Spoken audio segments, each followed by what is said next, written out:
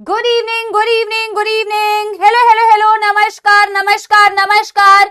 क्या आपको नजर आ रही है आपकी प्यारी प्यारी जग से न्यारी समाप्ति ma'am? Good evening, good evening, good evening. जल्दी से बताएंगे एक बारी, क्या ऑडियो वीडियो क्लियर है बच्चा बाड़ी? कलर सिलेक्ट कर लेते हैं एक ना। जल्दी से बताएंगे क्या ऑडियो वीडियो क्लियर है? यस। अरे यार, कलर ही नहीं सिलेक्ट हो पा रहा है हमसे।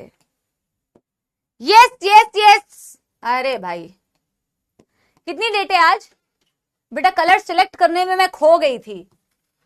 23 अप्रैल 2024। तो कैसी है सपोला आर्मी? जल्दी से बताएंगे।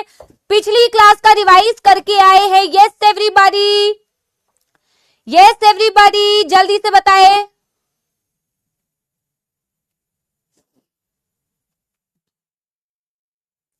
Yes everyone. बेटा बस एक सेकंड दे दो बेटा, एक सेकंड।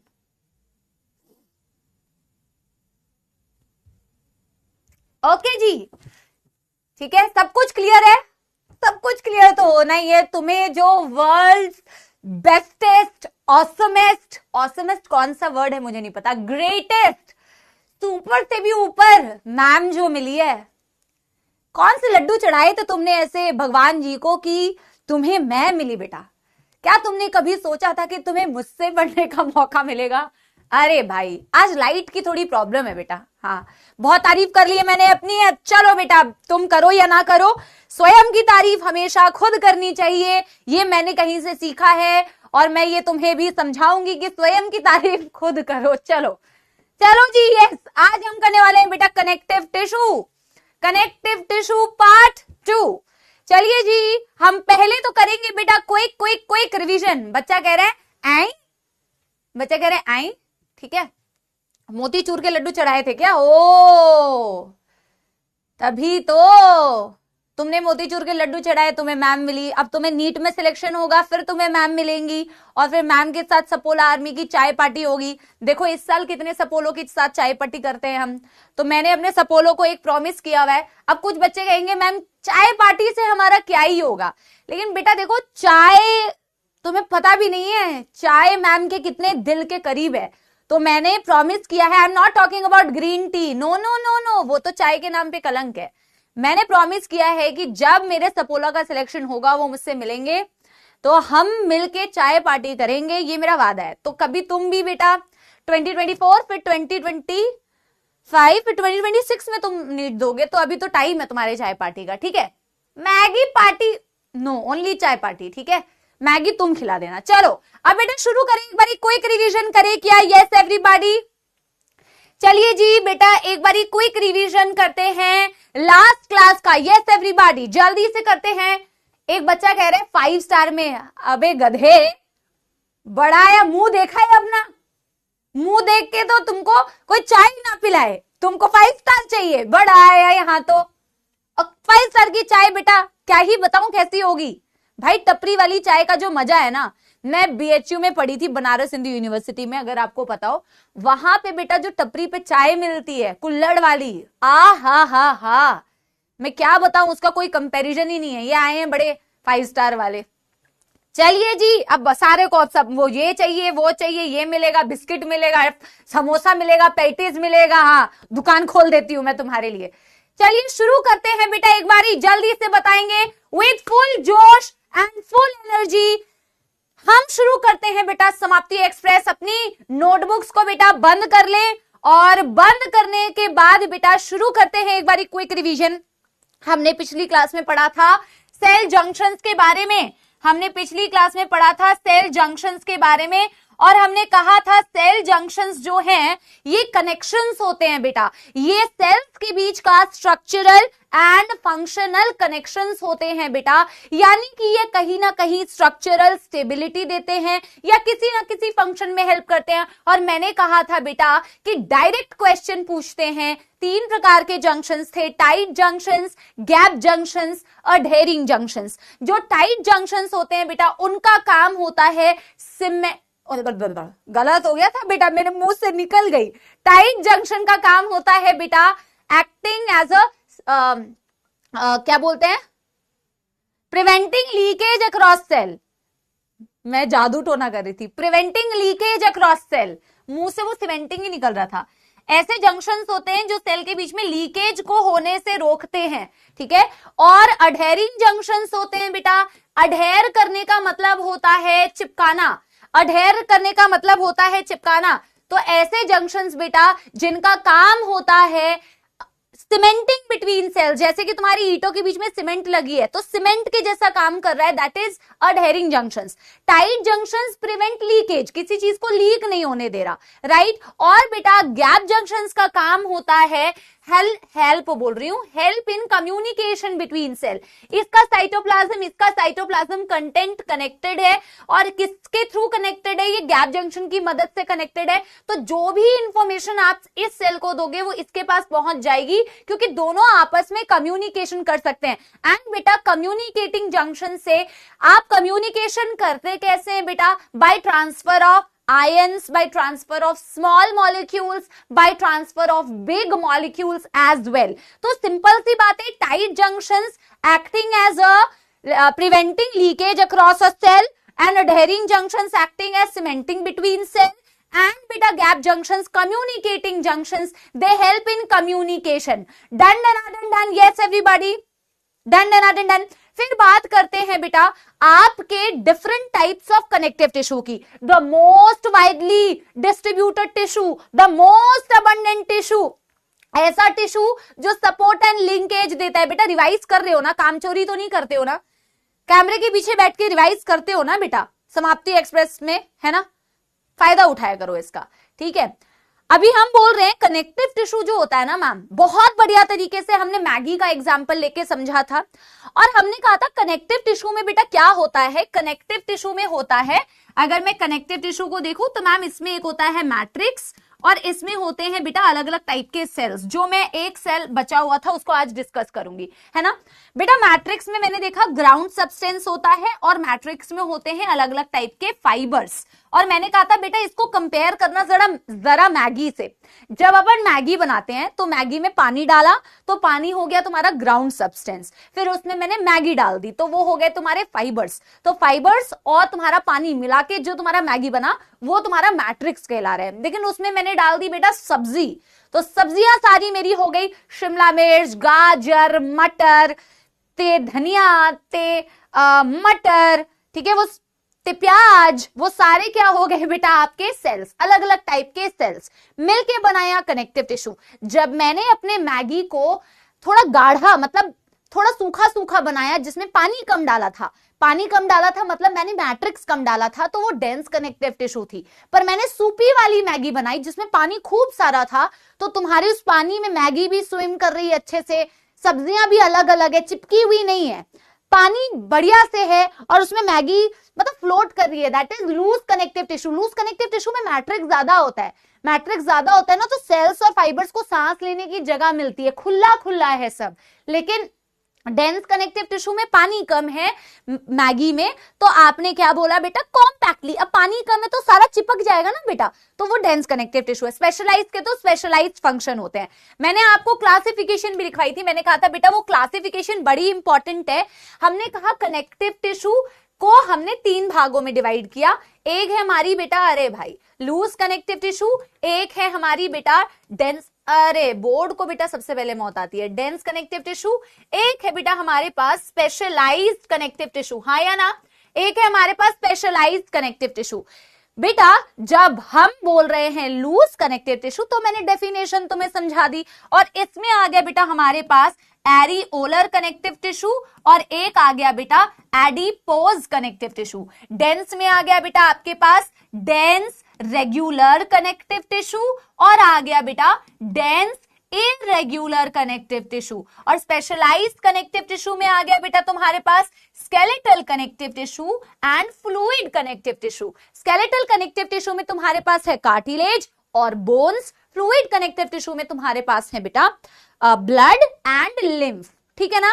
ये वाली बात तो क्लियर हो गई। हमने बेटा लूज कनेक्टिव टिश्यू से शुरू भी किया था। मैंने एक अत्यंत सुंदर, बहुत ही खूबसूरत, बिल्कुल सपोलो के चेहरे से विपरीत, ठीक है, एक बहुत खूबसूरत डायग्राम बनाया था बेटा एरियोलर कनेक्टिव टिश्यू का, उस डायग्राम को एक बारी बेटा रिवाइज करें क्या? जैसे आप ना अपने बेटा वो वाला डायग्राम देखो जो मैंने बनाया है, मैं तुम्हें एनसीईआरटी से एक बारी दिखा देती हूँ। तो हमने ये एरियोलर कनेक्टिव टिश्यू बना के समझाने की कोशिश की थी। एरियोले का मतलब होता है स्पेस, तो काफी सारा स्पेस है।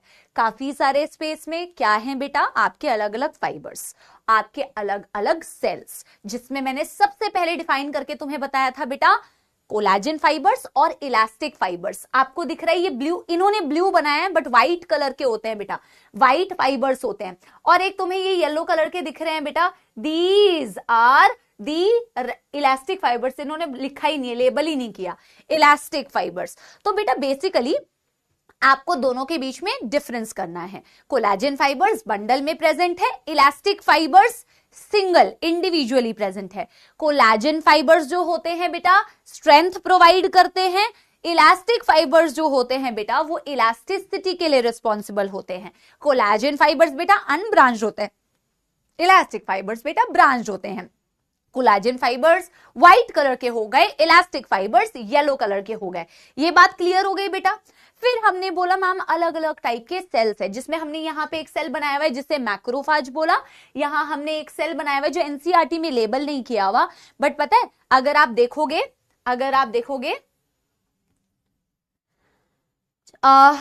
ऐसा सा न्यूक्लियस मैंने बनाया। जैसे आप कई बच्चे हमारी क्लास अटेंड करते हैं तो हेडफोन लगाते हैं ना, तो ऐसा हेडफोन शेप न्यूक्लियस होता है। वैसे तो बेटा इसकी detailing body fluids and circulation में पढ़नी है।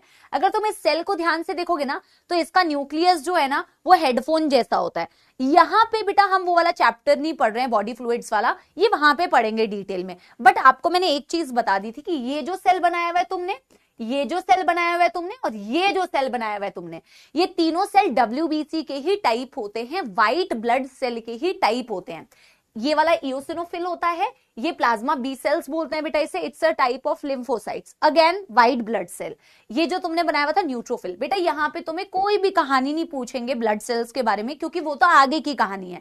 तो आगे पढ़ना है तो जबरदस्ती का यहाँ पे बेटा कंटेंट मत घुसाना है ना। ये यहाँ जो तुम्हें पढ़ना है, एक तो तुमने बेटा पढ़ा मैक्रोफाज। मैक्रोफाज करता है फैगोसाइटोसिस, फैगोसाइटिक सेल होता है, एनगल्फ करता है फॉरेन मटेरियल को, खाता है उसको, डिस्ट्रॉय डैमेज कर देता है, फिनिश। ठीक है, मास्ट सेल के बारे में आज मैं तुम्हें बताऊंगी। और कई बच्चे पूछ रहे हैं कि ये क्या है, तो ये मैंने क्यों नहीं बनाया, ये मैं अभी आपको समझाऊंगी। ठीक है, ये मैं तुम्हें समझाऊंगी कि ये क्या है एंड इसकी क्या प्रॉपर्टी है, यहां क्यों बनाया हुआ है, और प्लस इसके बारे में भी मैं अभी समझा दूंगी। जल्दी से मुझे बताओ एक बारी, कोई दुख दर्द समस्या, कोई दुख दर्द समस्या बेटा? Very good. क्रिस पूछ रहा है, चलो एक होमवर्क देती हूं और फिर बेटा नया टॉपिक स्टार्ट करते हैं। ठीक है, चलो एक होमवर्क देती हूं। होमवर्क ये है बेटा, देखो इसके बारे में तो मैं बताऊंगी ही, ये क्या है ना। ये वाली तो मैंने तुम्हें बताई दी है, ये वाली इलास्टिक फाइबर्स है। एक बच्चा पूछ रहा है मैम ये क्या है, तो ये तुम्हारा होमवर्क है कि तुम थोड़ा पता करो व्हाट इज दिस। मैं तुम्हें क्या करूंगी, आज के लेक्चर के बाद मैं तुम्हारे ना वॉइस नोट में लेक्चर में ही कमेंट अपना पिन करा दूंगी इसका आंसर, पर आज नहीं करूंगी आंसर। आज मैं तुम्हें टाइम दूंगी कि ये क्या है, ये तुम पता करो। ठीक है, यस। डायग्राम में तो कोई दुख दर्द समस्या नहीं है ना बेटा, दुख दर्द खत्म हो गया तुम्हारा।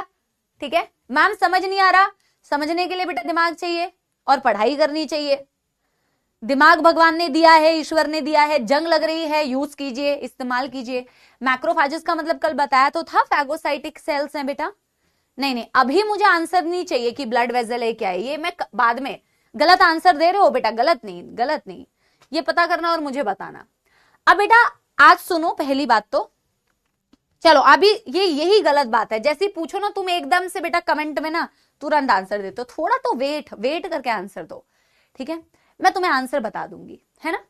अब बेटा देखो, कल हमने एरियोलर कनेक्टिव टिश्यू बनाया था, उसमें डायग्राम बनाया था, बस डायग्राम में सेल्स लिखे थे, एरियोले का मतलब लिखा था, और हमने लिखा था फाइबर्स के बारे में और सेल्स के बारे में लिख रहे थे।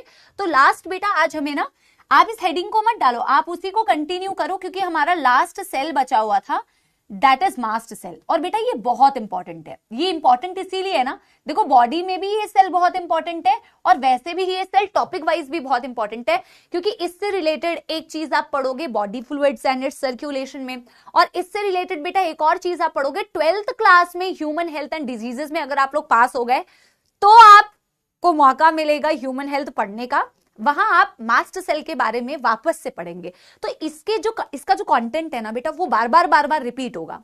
तो इसके कंटेंट वैसे तो सब कुछ ही अच्छे से याद रखना है, बट ये कंटेंट बार बार यूज होता है। सो पहली बात तो दीज आर नॉट मस्त सेल्स, हालांकि इनका काम बहुत मस्त है बट इनको मास्ट सेल्स बोलते हैं। तो ये मास्ट सेल्स जो आपने कल पर्पल कलर से बनाया हुआ था, इनके अंदर फिल्ड होते हैं बेटा, इसके अंदर, या आप बेसिकली ये कह लो these cells are responsible for secreting 3 things. ये 3 चीजों को बेटा सिक्रीट कर सकते हैं। एक का नाम होता है हिस्टामिन, एक का नाम होता है सेरोटोनिन, एक का नाम होता है heparin. So they secrete, very good Harshita, very good Mridula, Aditya, बहुत सारे बच्चे सही आंसर बोल रहे हैं। तो मास्ट सेल का काम होता है बेटा, आप ये नोट करो मेरे साथ, सिक्रीट्स, पहले तो मैं सबके नाम लिख दे रही हूं, हिस्टामिन,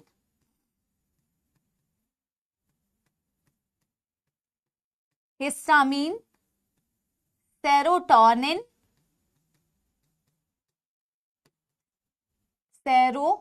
अरे भाई स्पेलिंग गलत हो गई। अच्छा, कभी किसी को मधुमक्खी ने काटा है क्या?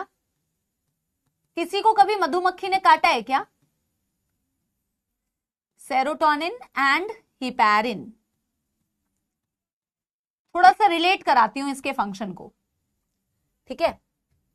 एक एक करके मैं इसके फंक्शंस को समझाती हूं। जिसको काटा है थोड़ा सा मुझे बताओगे, जहां मधुमक्खी काटती है तो उस एरिया में क्या होता है? जिस जगह पे मधुमक्खी काटती है वहां पे क्या हो जाता है? काटी है, यस मैम। कितने सारे लोगों को बेटा मधुमक्खी ने सताया है। तो मेरे साथ भी एक बार ऐसा हुआ था। तो पापा मेरे आर्मी में, अगर किसी को नहीं पता है तो मेरे फादर, वैसे मैंने बताया था तुम लोगों को कि मेरे फादर आर्मी में थे, ही इज नाउ रिटायर्ड।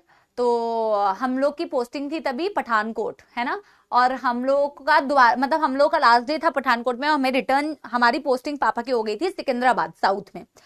तो हम एक आंटी के घर गए हुए थे, उन्होंने बुलाया था खाने पीने के लिए। तो अब उनके खाना पीना खा के उनके बैल्कनी से ना मैं पार्क में देख रही थी मजे से, मैं 4th स्टैंडर्ड में थी, ठीक है, मजे से बैल्कनी में देख रही हूँ बेटा। तभी एक मधुमक्खी आई और मधुमक्खी को और कोई जगह नहीं मिली, मधुमक्खी ने सीधे मेरे इस आंख पे काटा, सीधे मेरी आंख के ऊपर काटा बेटा।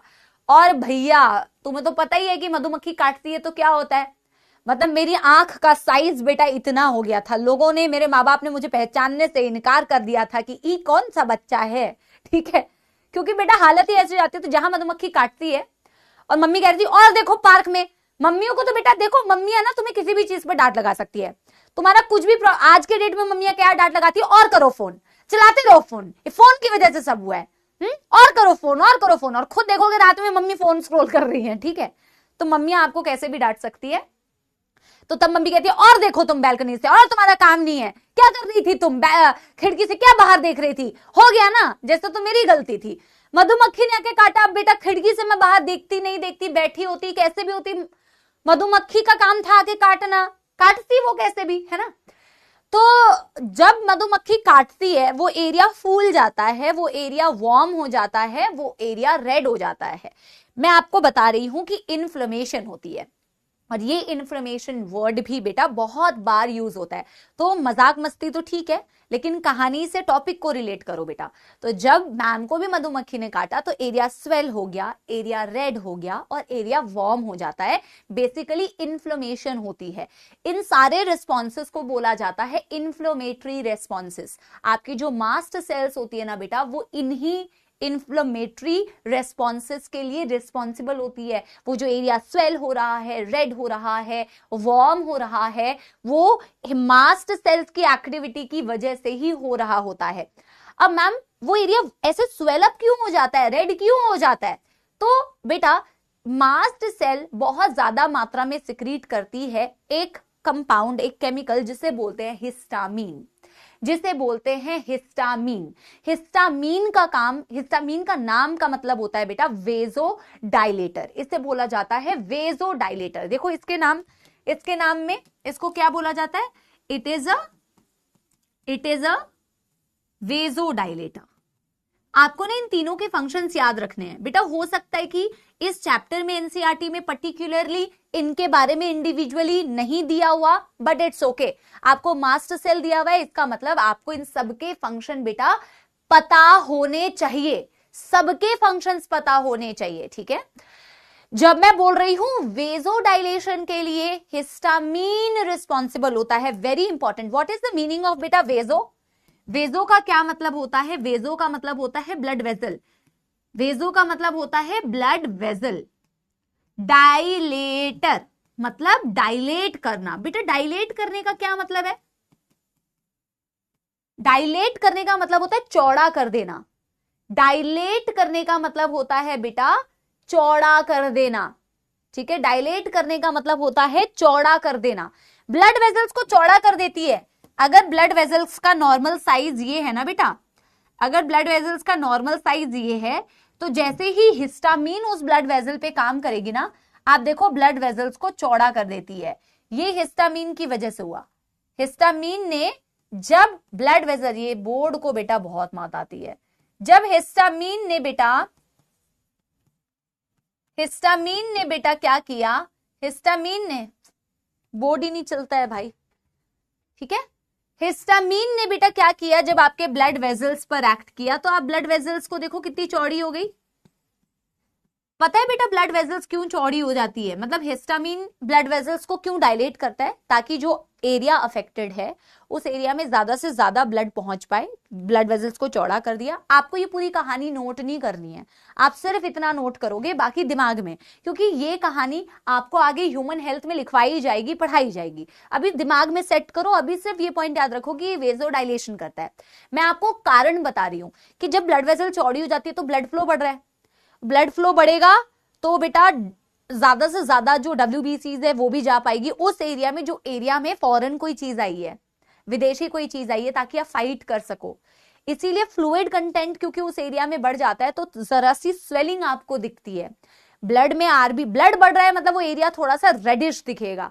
ये सारी इन्फ्लेमेशन है। Inflammation is nothing but the area which is turning reddish, which is turning, which is swelling up a bit, which is getting a little warmer, वही इन्फ्लेमेशन है। मेरी बात समझ रहे हो? But it is very interesting. Hi Aana, yes everybody, हाय आना। बेटा ये बात समझ में आ गई आपको? ये बात आपको समझ में आ गई कि मास्ट सेल्स का जो हिस्टामीन होता है मैम, उसका काम होता है, सिंपली याद रखो, ब्लड वेसल को चौड़ा कर देना। अगर ब्लड वेसल इतनी थी, अब इतनी हो जाएगी क्योंकि उसके ऊपर हिस्टामीन ने काम किया, उसके ऊपर हिस्टामीन ने काम किया। Yes everybody, right. सिंपल एक लाइन याद रखनी है बेटा, वेसोडाइलेटर कौन है? और एग्जैक्टली इसके अपोजिट काम करता है बेटा सेरोटोनिन। एग्जैक्टली इसके अपोजिट काम करता है ये सेरोटोनिन। अगर आपने हिस्टामीन को वेसोडाइलेटर बोला ना बेटा, तो सेरोटोनिन जो होता है it is a vasoconstrictor. It is a vasoconstrictor. It is a vasoconstrictor. बहुत ज्यादा डिटेल में अभी मत जाओ बेटा, क्योंकि जरूरत नहीं है। मैं बार बार बोल रही हूं, जितना मैम बता रहे हैं अभी फिलहाल के लिए आपको उतना ही याद रखना है। वेजो का मतलब ब्लड वेसल, कॉन्स्ट्रिक्टर का मतलब जो कॉन्स्ट्रिक्ट कर दे, पिचका दे। बिल्कुल एग्जैक्टली बेटा अपोजिट काम करेगा। अगर ब्लड वेसल इतनी थी तो अब सेरोटोनिन काम करेगा, अगर तो इतनी हो जाएगी। Vasoconstrictor, vasoconstrictor. Done done done done done done done done, right Astha? हाँ, हिंदी भाषा में कहें तो वैसा ही होगा।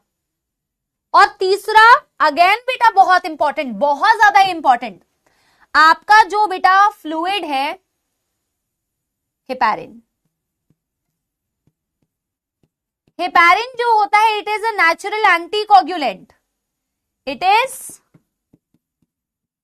अ नेचुरल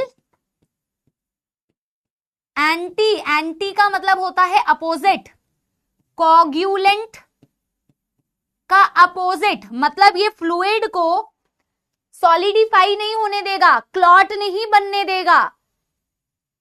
कोगुलेंट या क्लॉट, इसके बारे में तुम आगे पढ़ोगे बॉडी फ्लूइड्स में। जैसे चोट लगती है तो क्लॉट बन जाता है ना बेटा, हाँ, यस। ये नेचुरल एंटीकोगुलेंट है, ये ब्लड में क्लंपिंग नहीं होने देता, ब्लड में सॉलिडिफिकेशन, क्लंपिंग नहीं होने देता, ठीक है, यस। बेसिकली हिंदी भाषा में कहें तो जमता नहीं है फ्लूइड, हाँ या ना बेटा, यस एवरीबॉडी। जैसे कि मैंने कहा बेटा, इस चैप्टर में बहुत ज्यादा डिटेल में ये दिया नहीं हुआ है, आप स्पेसिफिकली बेटा क्या करोगे, इतने फंक्शंस याद कर लोगे, ठीक है, तो भी चलेगा। एंटीकोगुलेंट मींस अपोजिट, एंटी का मतलब अपोजिट, कोगुलेंट का मतलब क्लॉट, प्रिवेंट क्लॉट। सारे सेल्स के बारे में हो गया।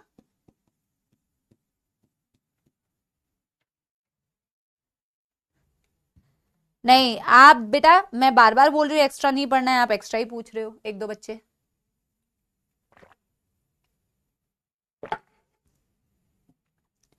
Done done done done everybody, done done done done done done done done कर लो। तो फिर बेटा आगे हम बढ़ते हैं।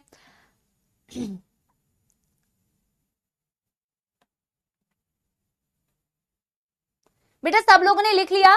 मास्ट सेल में आप सिंपली याद रखना, हिस्टामिन का मतलब है वेजोडाइलेटर, सेरोटोनिन का मतलब है वेजोकॉन्स्ट्रिक्टर, हेपारिन का मतलब है बेटा एंटीकोगुलेंट।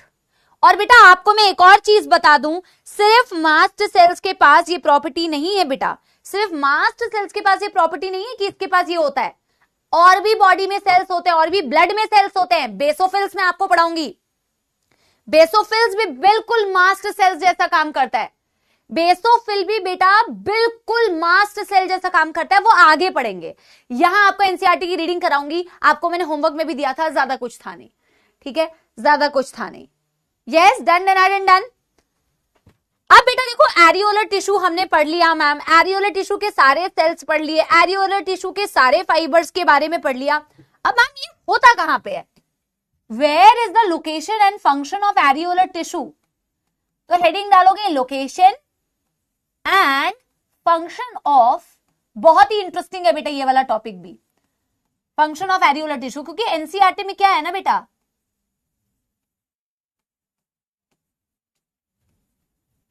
एनसीईआरटी में लाइन तो सिर्फ 2-3 दी हुई है, बट उस लाइन में बच्चों को कंफ्यूजन होती है। अभी मैं पूछूंगी आपसे कि देखो आपको भी इसमें कंफ्यूजन हो रही है या नहीं, ठीक है। Very good Aftan, very good Kritika, very good Khushi, very good Hiranmay, Tanya, yes yes, बहुत सारे बच्चे आंसर दे रहे हैं।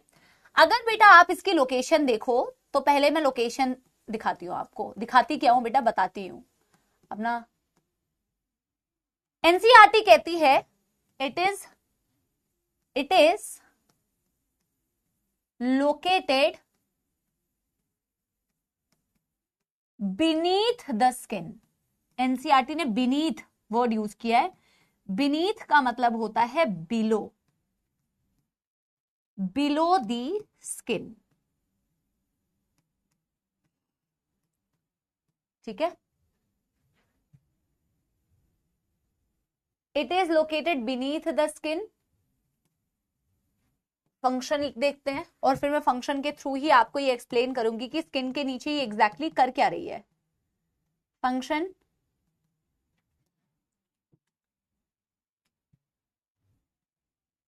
Basically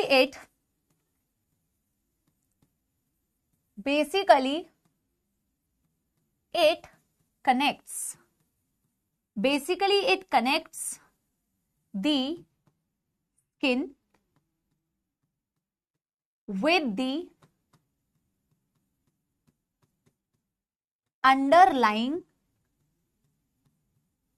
muscles। अब ये वाली लाइन में बेटा मौत आती है बिना डायग्राम के। एनसीईआरटी ने तो छोटी सी बात कही, बट इसमें डायग्राम नहीं बनाएंगे तो बड़ी दिक्कत आती है, ठीक है। दूसरा बेटा, दूसरा point, it acts as a basic framework for epithelium. बस इतना ही, एरियोलर कनेक्टिव टिश्यू खत्म, एरियोलर कनेक्टिव टिश्यू खत्म, इतना ही है बेटा। और एडिपोज कनेक्टिव टिश्यू तो और भी छोटा है, एडिपोज कनेक्टिव टिश्यू तो बेटा और भी छोटा है, ठीक है। नहीं करूंगी मैं, स्पेलिंग ठीक नहीं करूंगी, तुम लिखते रहो और टाइम वेस्ट करो। तुम बड़े आए एकदम 30 मार्क, हाँ जैसे तो तुमने गिनीज रिकॉर्ड बना रखा है। अभी तुमसे 10 स्पेलिंग पूछूंगी ना तो 11 गलत करके आओगे, बन रहे हैं यहाँ रॉन्ग स्पेलिंग, अवार्ड मिल रहा है यहाँ। नहीं करूंगी मैं, ठीक नहीं करूंगी, नहीं करूंगी, गलत लिखूंगी, सारा गलत लिखूंगी। बड़े आए, सुनो इधर मेरी बात। क्या बोला? एरियोलर की लोकेशन कहां है? Below the skin. एनसीईआरटी कहती है बीनीथ द स्किन, बट ये स्किन के नीचे क्या कर रही है बेटा? तो हमने लिखा है कि मैम ये कनेक्ट करती है स्किन को आपके मसल के साथ। आपको मैं गारंटी दे रही हूं, आप बिना किसी डायग्राम के ये इमेजिन ही नहीं कर पाएंगे कि ये कैसे है, कैसे कर रही है मैम, ये मसल कहां है और मसल को ये स्किन से कनेक्ट कर रही है। कुछ समझ नहीं आ रहा मामला, आप बिना डायग्राम के समझ ही नहीं सकते। तो इसको एक छोटा सा डायग्राम बनाएंगे, बहुत छोटा सा डायग्राम, बड़ा सा डायग्राम नहीं बनाएंगे, छोटे से डायग्राम के थ्रू समझेंगे। क्योंकि आगे जब मैं आपको बेटा डेंस कनेक्टिव टिश्यू पढ़ाऊंगी ना, तो वहां पे भी बड़ी कंफ्यूजन होती है एनसीईआरटी की लाइन से। तो यही डायग्राम वहां पे भी बनाएंगे और आपको सुपर क्लियर हो जाएगा वहां पे भी जो दिया हुआ है। तो एक तो मैं ये समझाती हूँ कि ये स्किन के नीचे क्या कर रही है। ये स्किन के नीचे प्रेजेंट है क्योंकि ये स्किन को मसल से कनेक्ट कर रही है। तो कैसे कनेक्ट कर रही है ये चीज मैं आपको समझाती हूँ। और दूसरा बोला है कि ये वो टिश्यू है जो मैम बेसिक फ्रेमवर्क बनाती है एपिथेलियम के लिए। हमने बोला था ना बेटा, जहां जहां एपिथेलियम होती है वहां, मोनिका कह रही है how rude are you, I am very rude, ठीक है। तो बेटा अरे यार सुनो भाई, हम कह रहे हैं it act as a basic framework for epithelium. तो क्या करती है बेटा, हमने कहा था ना जहां जहां एपिथेलियम होती है वहां वहां कनेक्टिव टिश्यू होती है। तो ये उसके लिए एक फ्रेमवर्क की तरह काम कर रही है, ढांचे की तरह काम कर रही है, सपोर्ट की तरह काम कर रही है। यही वो टिश्यू होती है बेटा जो सहारा देती है, basic framework for epithelium. And let me tell you guys, direct NCERT की लाइन से स्टेटमेंट बेस्ड क्वेश्चन आता है बेटा। तो एनसीईआरटी की लाइन को बिल्कुल ध्यान से देखना है। दो ही तो लाइन दी है, अब दो ही लाइन याद नहीं रखोगे और पूरी बेटा इधर उधर की एक्स्ट्रा कहानी याद रख लोगे कि ये भी बता दो, तो मार्क्स नहीं बनेंगे। मार्क्स बनेंगे एनसीईआरटी की लाइन याद रखने से। इसीलिए बेटा हम एनसीईआरटी की लाइन्स ही लिखते हैं। अब मैं थोड़ा सा बेटा इसको समझाऊं, तुम्हें मजा आ जाएगा, सच में बता रही हूँ। वो बोलते हैं ना डॉक्टर वाली फील आनी चाहिए। ह्यूमन फिजियोलॉजी पढ़ाऊंगी तो तुम्हें डॉक्टर वाली फील ऑटोमेटिकली आ जाएगी। डॉक्टर वाली फील का सिर्फ ये मतलब नहीं, मतलब जहां बेटा कंसेप्ट समझा जा सकता है ना डायग्राम्स के थ्रू, चीजों के थ्रू, वहां समझा करो। अब जहां याद करने वाली चीजें जैसे एनिमल किंगडम है, वहां तो तुम्हें याद करना ही है, एग्जाम्पल्स हो गए, याद करना है। बट अब ऐसी चीजें पढ़ते हो ना तो तुम्हें अच्छा फील होता है कि हाँ यार कॉन्सेप्ट है भाई, ठीक है। अब यहां देखो बेटा, मैं बना के दिखा रही हूं तुम्हें तुम्हारे बॉडी में जो स्किन की लेयर्स है ना वो बना के बताती हूँ। अब ये मैंने एक लेयर बनाई, सबसे पहले तो मैं इसे लिखती हूं, ठीक है, ताकि मुझे पता चले कितना स्पेस चाहिए। इसे बोलते हैं एपिडर्मिस, सेकेंड लेयर को बोलेंगे डर्मिस। और फिर बेटा मैं यहां बनाती हूं हाइपोडर्मिस,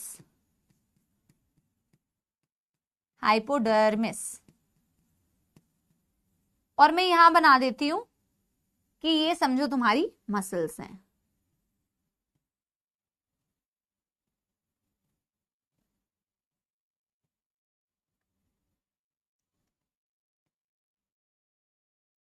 ठीक है, ये समझ लो तुम्हारी मसल्स है जो मैंने ये वाली लेयर बनाई है। वैसे बेटा मैं सीधे लिख देती ना तो ज्यादा बेटर रहता, क्योंकि फिर ना लेबलिंग करने में आसानी रहेगी। तो मैं इसमें लिख दे रही हूं ये मसल्स है। अब समझना बेटा मेरी बात, ठीक है बेटा। एपिडर्मिस और डर्मिस ये दोनों लेयर्स मिलकर आपकी स्किन को बनाती है। क्या ये बात सबको समझ में आती है? यस, क्या सबको ये बात समझ में आती है? हाँ। एपी का मतलब पता क्या होता है? आगे बेटा ये वाले वर्ड्स बहुत आएंगे। एपी का मतलब क्या पढ़ा था? एपिथेलियम, है ना। अच्छा सुनो, हाइपो और एपी का यहां पे मतलब जो आपको समझना है, हाइपो मतलब बिलो। अभी मैं आपको हाइपोथैलेमस ग्लैंड पढ़ाऊंगी, है ना। हाइपो का मतलब बिलो, एपी का मतलब अबव, ठीक है। एपी का मतलब अबव, तो डर्मिस के ऊपर, एपिडर्मिस, हाँ अपॉन, तो epidermis is above the dermis and hypodermis is below the dermis. क्या ये बात सबको समझ में आती है? इसलिए तो सबके नाम में डर्मिस है। तो epidermis is upon the dermis, upon the dermis नहीं बोलना चाहिए, upon the hypodermis, upon the dermis, sorry, epidermis is upon the dermis and hypodermis is below the dermis. पहले मुझे बताओ, इसमें कोई दुखदर समस्या तो नहीं? एपी ऊपर है डर्मिस के और हाइपोडर्मिस डर्मिस के नीचे है, बट बेटा स्किन को बनाने के लिए आपकी एपिडर्मिस, डर्मिस, हाइपोडर्मिस काम नहीं आती है। स्किन को बनाने के लिए तुम्हारी एपिडर्मिस और डर्मिस काम में आती है। स्किन को बनाती है तुम्हारी एपिडर्मिस और डर्मिस, हाइपोडर्मिस नहीं बनाती स्किन को। यहां तक कोई प्रॉब्लम? अब हम कहते हैं कि ma'am basically it connects the skin with the underlying muscles. ये स्किन को मसल से कनेक्ट करने का काम करती है एरियोलर कनेक्टिव टिश्यू, क्योंकि बेटा इसकी लोकेशन ही ऐसी होती है। जो ये हाइपोडर्मिस देख रहे हो ना बेटा, इस हाइपोडर्मिस में क्या प्रेजेंट है? इस हाइपोडर्मिस में क्या प्रेजेंट है बेटा? इस हाइपोडर्मिस में प्रेजेंट होती है areolar connective tissue. Areolar connective tissue is present in the hypodermis. ये कॉन्सेप्ट है, ये आपको एनसीईआरटी में वर्ड बाय वर्ड लिखा थोड़ी मिलेगा, ये आपको खुद ही समझना है। This is the areolar connective tissue. और बेटा एरियोलर कनेक्टिव टिश्यू अगर हाइपोडर्मिस में, तो क्या तुम्हें डायग्राम से नहीं समझ में आ रहा कि ये बीच में है?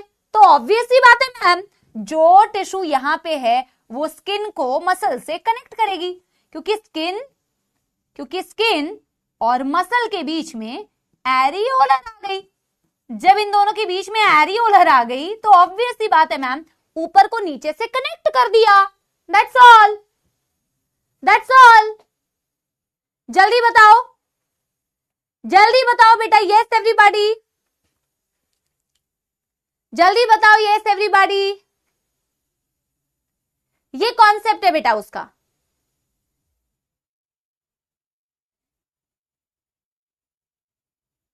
अगर समझ में आ गया बेटा तो एक थम्स अप दे दो। अब आपसे मैं एक क्वेश्चन भी पूछूंगी जो आप ऑलरेडी पढ़ चुके हो। तो एपिडर्मिस और डर्मिस ये तुम्हारी स्किन की लेयर्स होती है और उसके नीचे एक और लेयर होती है जिसे हाइपोडर्मिस बोलते हैं। देखो जितना मैं तुम्हें बता रही हूं बेटा, वो ऑलरेडी तुम्हारे एनसीईआरटी के कॉन्सेप्ट्स को स्ट्रांग बनाना है, ताकि ये ना लगे कि तुम रट्टू तोता और रट्टाफिकेशन कर रहे हो। बट ऐसा पीएचडी मत करो बेटा कि तुम्हें ना आउट ऑफ कॉन्टेक्स्ट चीजें पढ़नी पड़े। जैसा कि मैं कुछ बच्चों को देखती हूँ कि पूरा मैम लिखवा दो हाइपोडर्मिस की डिटेल, डर्मिस की डिटेल। जरूरत ही नहीं है भाई, जरूरत है ही नहीं, तो जबरदस्ती क्यों कर रहे हो? क्योंकि ये वाली पॉइंट समझनी होती है कि स्किन के नीचे ये क्या कर रही है भाई, स्किन के नीचे कर क्या रही है, क्यों प्रेजेंट है? क्योंकि ये स्किन को मसल से कनेक्ट करती है, सपोर्ट तो दे ही रही है एपिथेलियम को। एक क्वेश्चन मैं तुमसे पूछना चाहूंगी बेटा, इस डायग्राम में अगर मुझे एपिथेलियम दिखाना होता तो मैं कहां दिखाती और कौन सा दिखाती, ये बता दो। अगर इस डायग्राम में मुझे दिखाना होता बेटा एपिथेलियल टिश्यू, तो मैं कहां दिखाती और कौन सा दिखाती, ये बता दो, बस ये बता दो। फिर हम आगे बढ़ेंगे एडिपोज कनेक्टिव टिश्यू में। जल्दी बताओ। ये तुम्हारे देख रही हूं मैं, तुम्हें कितना कॉन्सेप्ट चमका है कि तुम सही बता रहे हो। Very good, very good, very good. थोड़ा स्पेसिफाई बताओ, अगर कंपाउंड बता रहे हो तो स्पेसिफिकली बताओ। कंपाउंड में तो बहुत सारे एग्जांपल्स हैं। वेरी नाइस, बिल्कुल सही आंसर है। देखो चैट्स की स्पीड देखो, गजब बेटा, बहुत सही।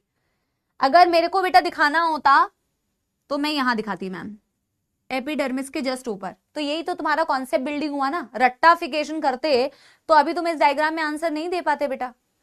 तुम यहां पे दिखाओगे ना एपिथेलियम, और वो भी कौन सी दिखाओगे? क्या ये मैंने सही लिखा है? अगर सही लिखा है तो एक थम्स अप बना देना। Keratinised, stratified, keratinised stratified epithelium, keratinised stratified epithelium. जल्दी बताओ yes everyone. Done done done done done done done done, जल्दी बताओ yes everybody.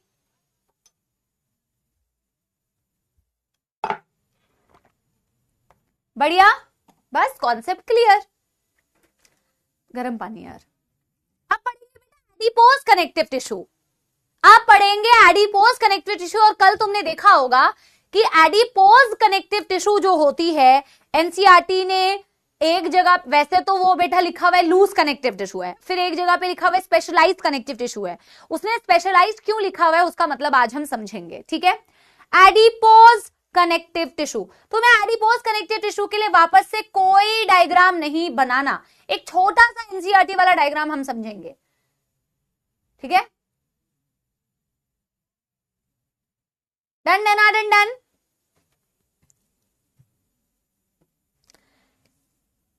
Eri lower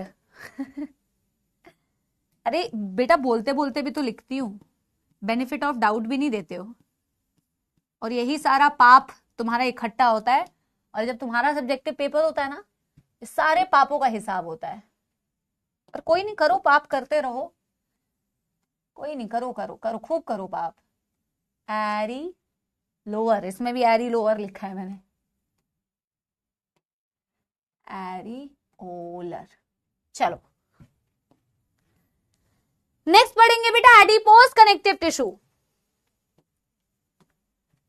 adipose connective tissue, this is बेटा the second type under your loose connective tissue. Loose connective tissue में second type है adipose. बेटा जब adipose word सुनते हो तो क्या आपको पता है, अभी तक आपने कभी एडिपोज वर्ड सुना है? कभी तुमने बेटा एडिपोज, अरे मजाक करती हूँ बेटा, बेटा बताओ ना, कभी मैम चाहेंगी कि तुम्हारा सब्जेक्टिव पेपर गंदा हो? जल्दी बताओ बेटा। एडिपोज का मतलब हमेशा फैट, फैट। एक्चुअल में एडिपोज लूज कनेक्टिव टिश्यू है, कोई गलत बात नहीं है, बट इसे स्पेशलाइज क्यों बोलते हैं पता है बेटा? क्योंकि ये स्पेशलाइज्ड होती है एरियोलर की ही। आपने डायग्राम में अभी मुझसे पूछा था, कई बच्चे पूछ रहे थे कि फैट सेल्स, वेरी गुड। कई बच्चे पूछ रहे थे मैम इन सेल्स को आपने लेबल नहीं किया, इन सेल्स को आपने लेबल नहीं किया। एक्चुअल में देखा जाए ना बेटा, तो एडिपोज एक अलग से कोई टिश्यू नहीं होती, देखा जाए तो एरियोलर का ही स्पेशलाइज्ड फॉर्म होती है। ये जो दो सेल्स बना रखे हैं ना बेटा, ये जो दो सेल्स बना रखे हैं, आप चाहो तो एनसीईआरटी में आपको बेटा वापस से डायग्राम नहीं बनाना, आपको वापस से डायग्राम नहीं बनाना। आप चाहो तो या अच्छा, आपके पास तो बेटा पुरानी एनसीईआरटी है भी नहीं, तो आप क्या करोगे, मैं अभी बनवा दूंगी, ठीक है। एडिपोसाइट्स, ये एडिपोसाइट्स होती है। या तो आप कल के डायग्राम में ही जो एरियोलर का डायग्राम बनाया था वहां पे ये दो सेल्स ऐड कर दो, मैं वैसे अलग से डायग्राम बनवाऊंगी, मैं अलग से डायग्राम बनवाऊंगी, ठीक है। एडिपोज कनेक्टिव टिश्यू को बोला जाता है it's a specialised form of areolar, it's not a different tissue. एक स्पेशलाइज्ड फॉर्म होती है बेटा एरियोलर का ही, अलग से कोई टिश्यू नहीं होती है। और जेन्युइनली बात है बेटा, अलग से कोई नहीं होती है, एक्चुअल में स्पेशलाइज्ड फॉर्म होती है एरियोलर का ही, एक स्पेशलाइज्ड फॉर्म है। तो इसीलिए बेटा इसके लिए लिखा भी जाता है इट्स अ स्पेशलाइज्ड टिश्यू, इसीलिए लिखा जाता है स्पेशलाइज्ड टिश्यू। लूज तो है बट स्पेशलाइज्ड क्यों बोला? क्योंकि एरियोलर का ही एक तरीके का छोटा मॉडिफिकेशन है। मैम कैसे? एरियोलर में जैसे ही adipocytes, what are adipocytes? Adipocytes fat filled cells होते हैं। पहले तो मैं एक दो पॉइंट्स लिखती हूं, फिर डायग्रामेटिकली आपको समझाती हूं। पहले तो मैंने आपको बोला it is a specialised form of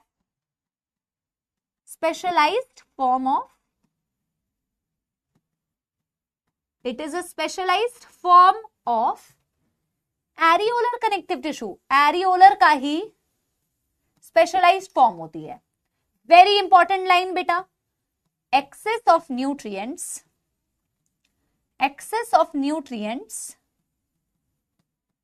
that are not used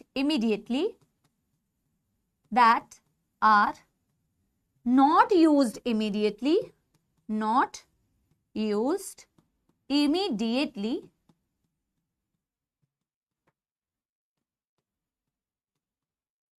are first, लिखते जाओ बेटा, पहले लिख लो, first converted into fat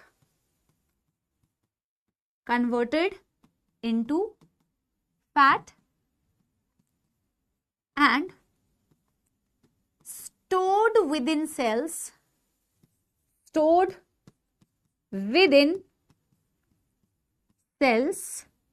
known as adipocytes, known as adipocytes.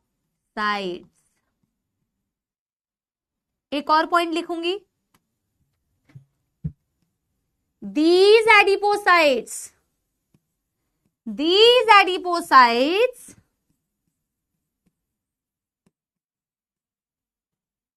when found in the areolae, it is adipose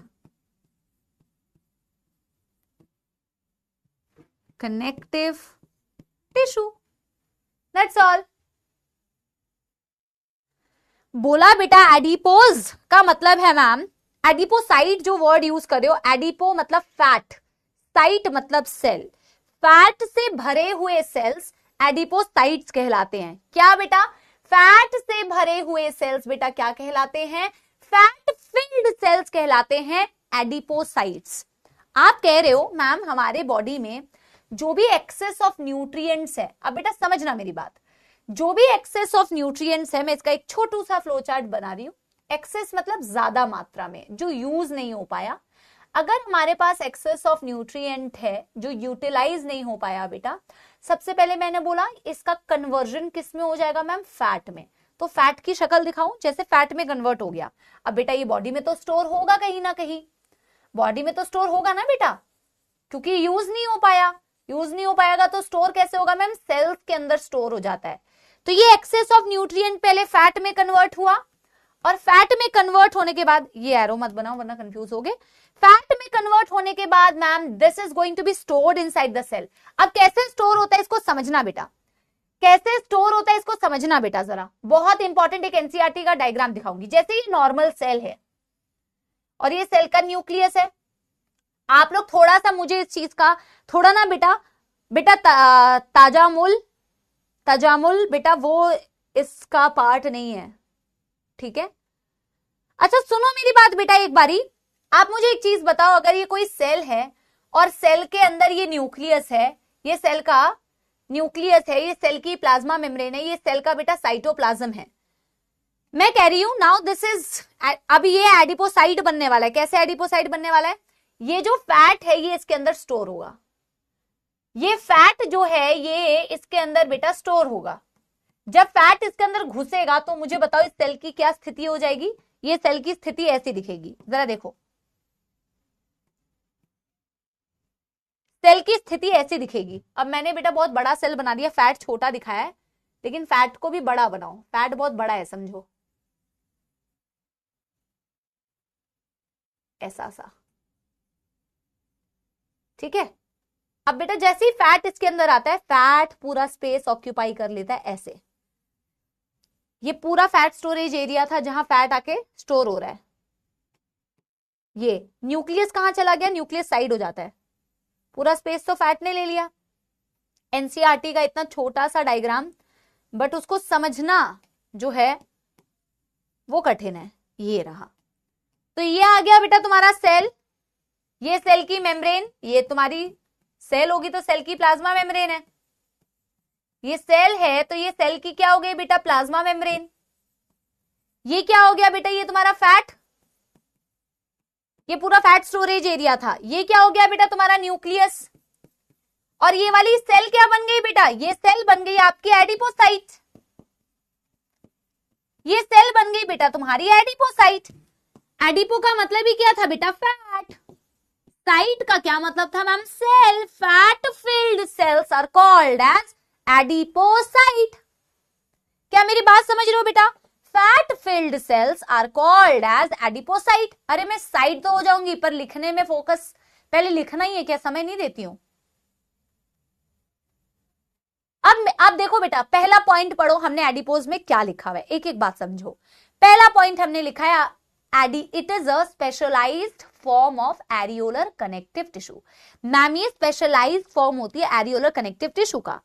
आप एनसीईआरटी के diagram में भी देख रहे हो कि जो एरियोलर कनेक्टिव टिश्यू है उसी में फैट वाला सेल बनाया हुआ है। देखा तुमने? उसी में फैट वाला सेल बनाया हुआ है। अभी मैं एनसीईआरटी का डायग्राम दिखाती हूँ। बेसिकली ये अलग से कोई टिश्यू होता ही नहीं है मैम। एरियोलर कनेक्टिव टिश्यू में बहुत सारा स्पेस है ना, एरियोले, जिसके अंदर मैम डिफरेंट टाइप के सेल्स है। अगर उसी एरियोले में मैम यही एडिपोसाइट प्रेजेंट हो जाए तो वही एरियोलर टिश्यू को आप क्या बोल रहे हो, एडिपोज। क्योंकि मैम तभी तो बेटा इनकी लोकेशन भी देखोगे तो below the skin, adipose connective tissue की लोकेशन भी बिलो द स्किन है। अब जिसके पास बेटा ज्यादा फैट है, थोड़ा सा चबी, मोटा नहीं बोलना किसी को, थोड़ा सा चबी, क्योंकि उसके एरियोले में ज्यादा एडिपोसाइट्स हैं। यही तो कॉन्सेप्ट है यार भाई। जो थोड़ा सा दुबला पतला, यू नो, स्लिम ट्रिम, तो उसके एडिपोसाइट्स कम है थोड़े। और जिसके पास बेटा थोड़ी सी चबी स्किन क्या चबी, तो उसमें एडिपोसाइट ज्यादा है, क्योंकि ज्यादा फैट, ज्यादा स्टोरेज और ज्यादा एडिपोसाइट्स आपको दिखेंगे एरियोले के अंदर। मेरी बात समझ रहे हो, मेरी बात समझ रहे हो? तो एक्सेस ऑफ न्यूट्रिएंट्स जो अभी यूज नहीं हुआ बेटा, वो पहले कन्वर्ट होता है फैट में और फिर वो सेल के अंदर स्टोर हो जाता है। फैट सेल के अंदर स्टोर हो गया तो वो सेल्स क्या कहला रहे हैं मैम, एडिपोसाइट्स। और यही हमने अगली लाइन में लिखा है, these adipocytes when found inside the areolae it is adipose connective tissue। Ma'am यही एरियोले के अंदर जब एडिपोसाइट्स घुस जाते हैं तो वही कन्वर्ट हो जाता है एडिपोज कनेक्टिव टिश्यू में। इसीलिए इसकी लोकेशन भी क्या बोलते हैं बेटा, लोकेशन भी बोलते हैं बिलो द स्किन, क्योंकि एरियोलर भी तो बेटा below the skin. Yes everybody, yes everybody. पहले मुझे बताओ, फिर मैं एनसीईआरटी दिखाऊंगी। पहले मुझे बताओ ये क्लियर हुआ कि नहीं?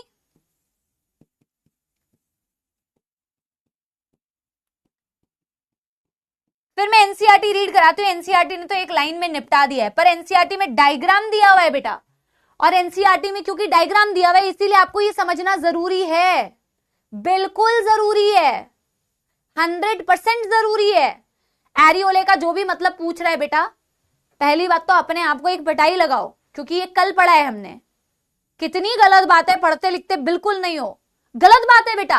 ऐसे कैसे डॉक्टर बनोगे, तुम तो पेशेंट भी बनने लायक नहीं हो। कल नहीं पढ़ा था एरियोले का मतलब था space, space of areolar tissue.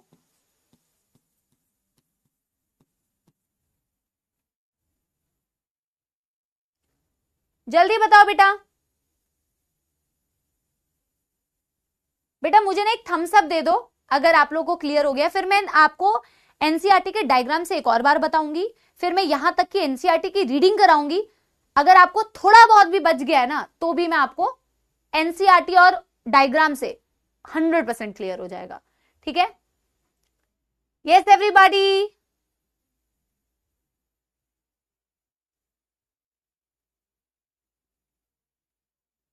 पक्की बात?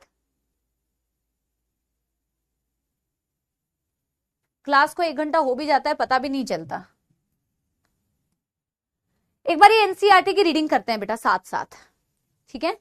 देखो, loose connective tissue has cells and fibres loosely arranged in a semi fluid ground substance. कल हमने पढ़ा था बेटा, सेमी फ्लूइड ग्राउंड सब्सटेंस में लूज कनेक्टिव टिश्यू में सेल्स लूजली एग्रीगेटेड है, क्योंकि मैट्रिक्स मैम ज्यादा है तो सेल्स को काफी स्पेस मिली है, फाइबर्स को काफी स्पेस मिली है।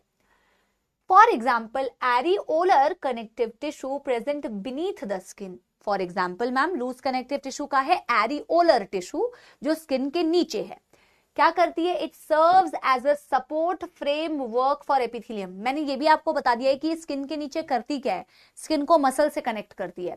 और ये भी मैंने लिखा है बेटा, it act as a support framework for epithelium. It contains बेटा fibroblast cell that produce and secrete fibres. उसके पास फाइब्रोब्लास्ट होते हैं जो फाइबर्स बनाती है और मैट्रिक्स भी बनाती है इनफैक्ट बेटा, right? It contains macrophages, it contains mast cell. लिखा सिर्फ इतना है बट डायग्राम में बनाया कितना कुछ है। प्लाज्मा सेल्स भी बनाए हुए हैं, न्यूट्रोफिल्स भी बनाए हुए हैं, इओसिनोफिल्स भी बनाए हुए हैं, एडिपोसाइट्स भी बनाए हुए हैं। लिखा कम है बट डायग्राम में सब दिया है बेटा। आप एनसीईआरटी के ऊपर से लेके नीचे तक सब पता होना चाहिए, इसीलिए क्लास में रीड कराती हूं।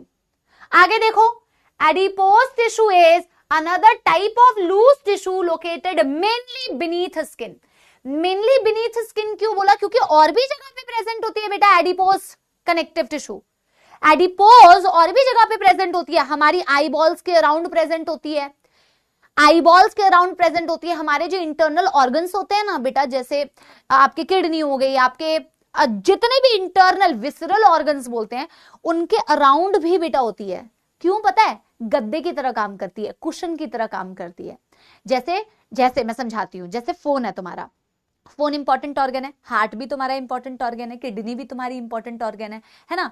तो फोन को प्रोटेक्शन चाहिए तो तुम फोन के ऊपर कवर लगा देते हो ताकि फोन गिरे तो पहले कवर के ऊपर प्रॉब्लम आए।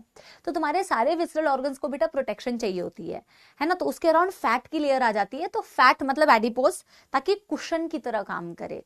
लेकिन इतना डिटेल अभी एनसीईआरटी में नहीं दिया, तुम्हें रीड कराऊंगी, तुम देख लेना। मैं एक नोट डाल के लिखवा दूंगी, इसका फंक्शन होता है शॉक एब्जॉर्बर की तरह काम करना। जैसे अगर मेरा फोन गिरा बेटा नीचे, तो भाई जो शॉक पहले लगेगा, धक्का लगेगा, वो मेरे कवर को लगेगा, फोन पे बाद में लगेगा, क्योंकि फोन उसके अराउंड है। क्या सॉरी, कवर उसके अराउंड है। क्या आपको बेटा समझ में आ रही है मेरी बात जो मैं कह रही हूं, है ना? तो एडिपोज क्योंकि फैट वाली लेयर है, तो तकिया, जैसे तकिया होता है ना, कुशन, कुशन वैसा काम करती है, शॉक एब्जॉर्बर की तरह काम करिए। जैसे हेलमेट आपको प्रोटेक्ट कर रहा है जब बाइक चलाते हो, just like that, but not so much detail is given in NCERT. ठीक है। Adipose tissue is another type of loose tissue located mainly beneath the skin. Location beneath the skin है, ये तो मैं आपको बता भी रही हूं बेटा।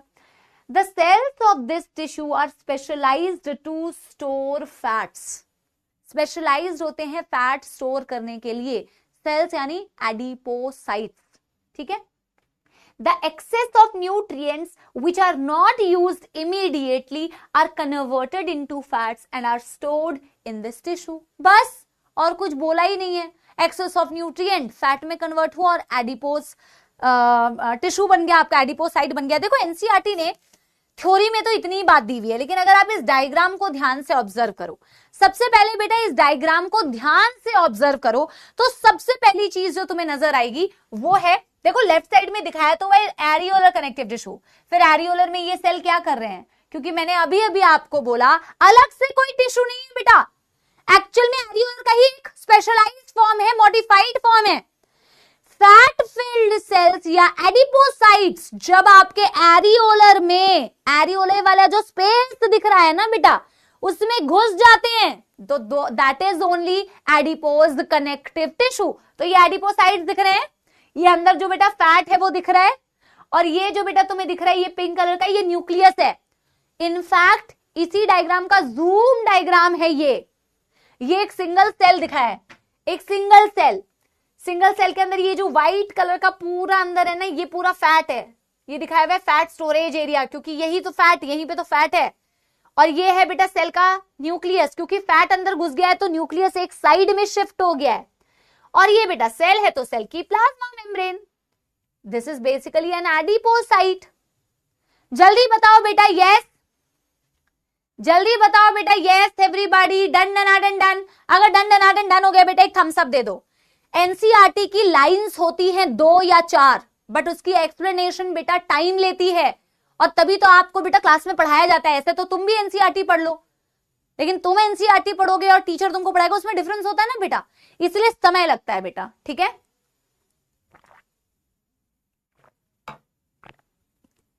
Done done done done. एक एक डायग्राम, एक एक लाइन एनसीईआरटी की कवर करते हुए चलते हैं बेटा, इसीलिए। अब मैम एक बहुत ही बढ़िया बेटा, बहुत इजी है, वेरी इजी एंड वेरी छोटू सा टॉपिक, बहुत ही छोटू सा टॉपिक है। आप चाहो इसके लिए क्या करना, आप एक पहले तो एक फ्लो चार्ट बनाना। नॉर्मल पोर्ट्रेट में भी बन सकता है, लैंडस्केप करने की जरूरत नहीं है, जैसे लिख रहे हो नॉर्मल पोर्ट्रेट में भी बन सकता है। ठीक है, ऑब्वियसली बात है मैम। लूज के बाद डेंस कनेक्टिव टिश्यू पढ़ रहे हैं। डेंस का मतलब है ma'am fibres and sales,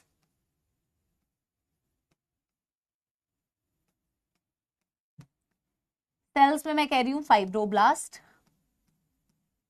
board देख रहे हो बेटा ग्लिच कर रहा है। आर डेंसली और कॉम्पैक्टली पैक्ड, डेंसली और compactly packed in the matrix. Compactly packed होती है मैट्रिक्स के अंदर, क्योंकि बेटा मैट्रिक्स कम होता है। लूज कनेक्टिव टिश्यू में मैट्रिक्स ज्यादा था, डेंस कनेक्टिव टिश्यू में मैट्रिक्स कम है, इसलिए कॉम्पैक्टली पैक्ड हो गई। और मैम डेंस कनेक्टिव टिश्यू जो होती है वो दो प्रकार की होती है। डेंस कनेक्टिव टिश्यू, तो मैं बेटा एक फ्लो चार्ट बना रही हूं, आप बना सकते हो इसी फ्लो चार्ट को जैसे मैं बना रही हूं वैसे ही, और डायग्राम बनाने छोटा छोटा सा इसके आसपास। अगर आप डेंस कनेक्टिव टिश्यू को देखोगे मैम, तो आपने लिखवाया है एक होती है डेंस रेगुलर कनेक्टिव टिश्यू, जैसा इसका नाम है वैसा ही इसका काम है बेटा।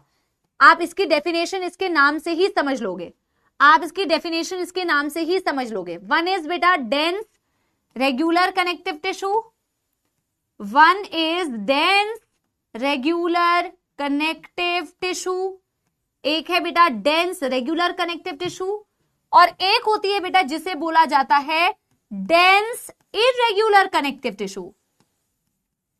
डेंस इररेगुलर कनेक्टिव टिश्यू, एक को बोला रेगुलर, एक को बोला इररेगुलर। जैसा नाम बिल्कुल वैसा काम, जैसा नाम वैसी इसकी एग्जैक्ट डेफिनेशन बेटा। गुनीत बेटा थैंक यू। आंचल कह रही है मैम फ्लो चार्ट कैसे बनाए, बिल्कुल ऐसे बनाओ बेटा। कुछ बच्चे ना बेटा लास्ट तक यही स्पैमिंग करते हैं कि आवाज नहीं आ रही, कितने डेसिबल का सुनते हैं भगवान जाने। तो बनाएंगे एक साइड में डेंस रेगुलर, एक साइड में बेटा बनाएंगे डेंस इररेगुलर, ठीक है। चलो ये रेगुलर है ना, एक बार ऐसा हुआ था अर्जुनाज में, रेगुलर में इरेगुलर बना दिया, इरेगुलर में रेगुलर बना दिया भाई।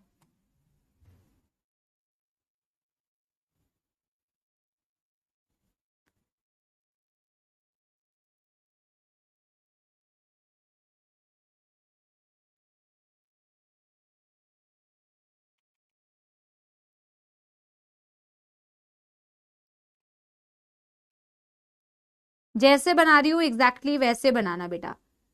सेल्स कितने भी बना सकते हो, बस अरेंजमेंट जो है सिमेट्री में बनाना। सेल्स 4 बनाओ 5 बनाओ इससे मतलब नहीं है।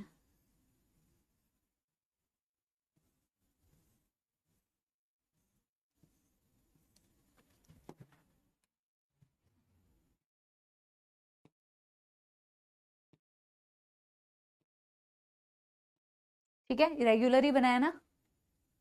हाँ अब बनाते हैं इरेगुलर। इरेगुलर की शक्ल देख के तुम्हें बेटा,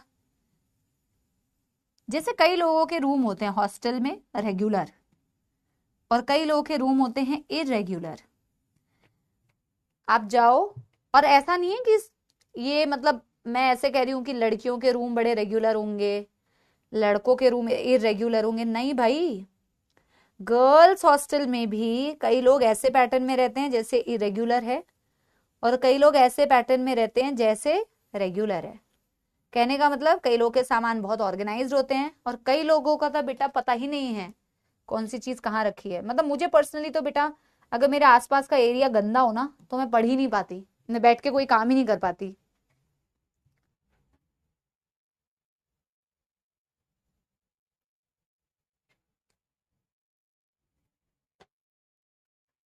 है ना।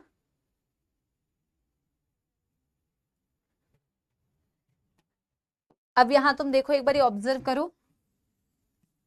Fibroblast,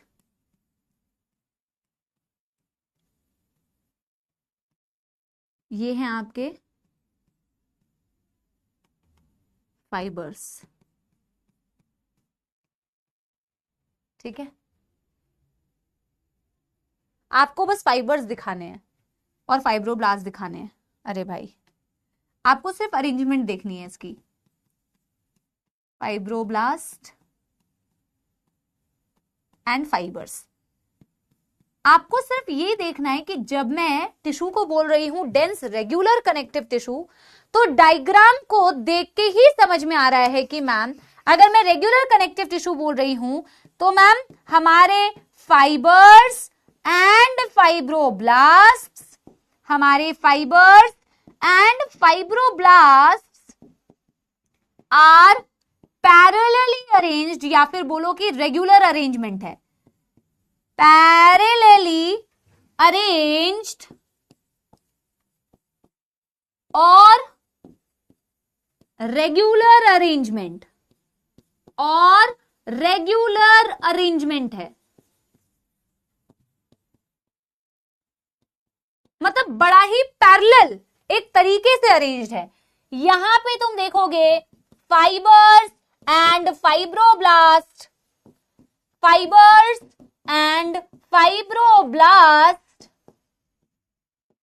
are randomly arranged, are randomly arranged, इनका कोई बेटा पैटर्न नहीं है कि रेगुलर अरेंजमेंट होगा। आप देखो ना यार, फाइबर्स और फाइब्रोब्लास्ट कितने इरेगुलर अरेंज्ड है, कोई सेल का मुंह किधर, किसी फाइबर का मुंह किधर, तो बड़ा ही इरेगुलर अरेंजमेंट होता है जब आप इरेगुलर कनेक्टिव टिश्यू बोलते हैं।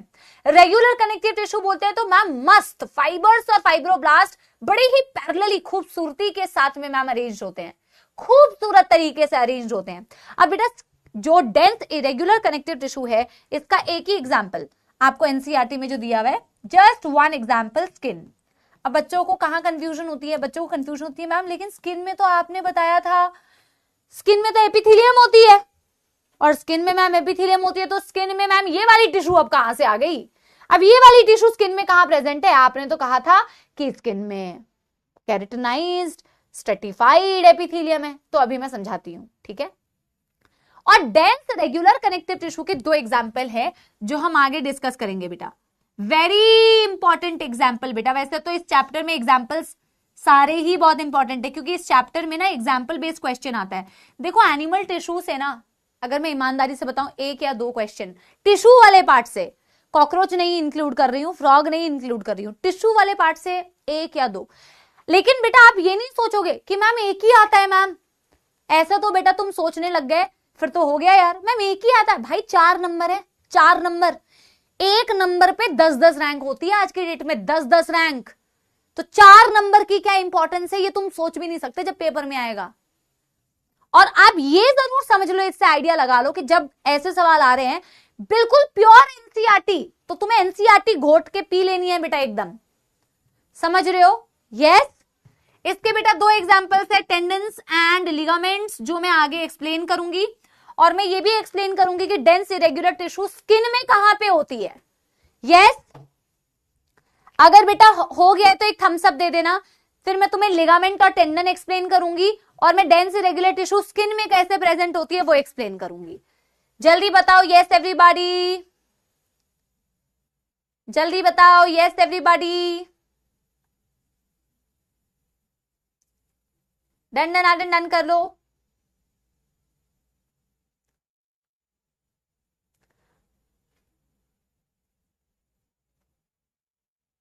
पक्की बात, सब लोगों ने कर लिया है क्या? डायग्राम भी बना लिया है बेटा बिल्कुल इसी तरीके से। अब देखो ऐसे करते हो तो कंटेंट कितना प्यारा हो गया ना, कट शॉर्ट हो गया, फ्लो चार्ट हो, कट शॉर्ट नहीं, कंटेंट वही है पर फ्लो चार्ट्स में हो गया।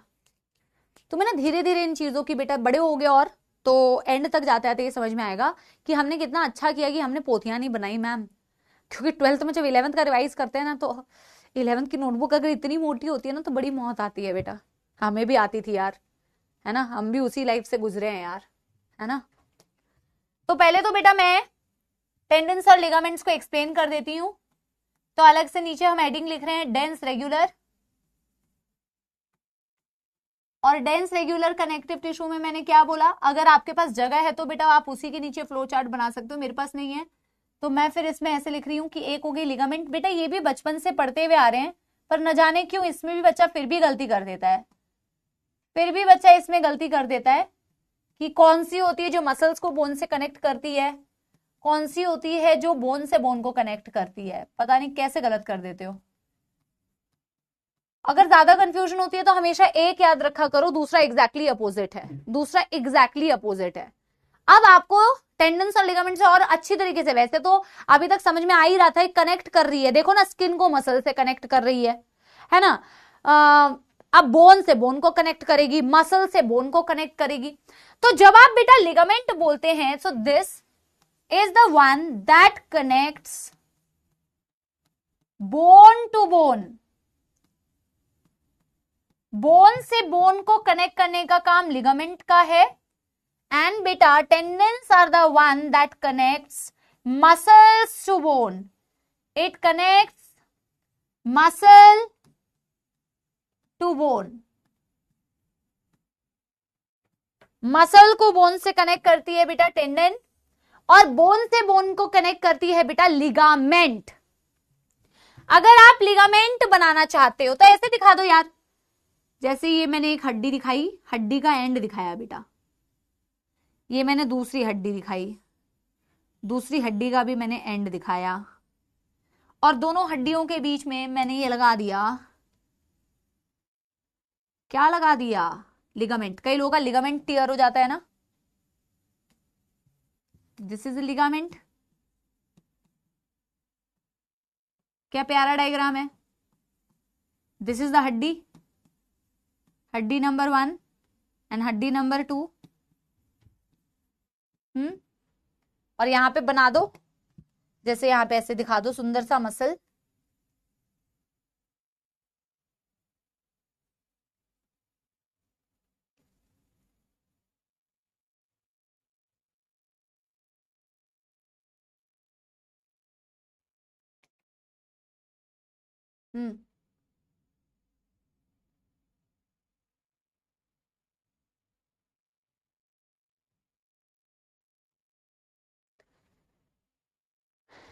थोड़ा ना सिमेट्रिकल डायग्राम नहीं बना, थोड़ा सिमेट्रिकल बनाते हैं बेटा।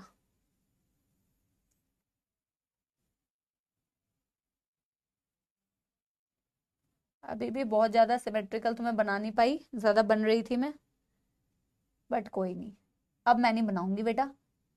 ये पहले वाले से तो ज्यादा सिमेट्रिकल है।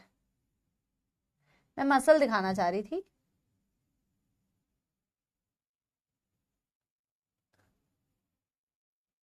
कभी कभार ज्यादा कलाकारी करते हैं ना।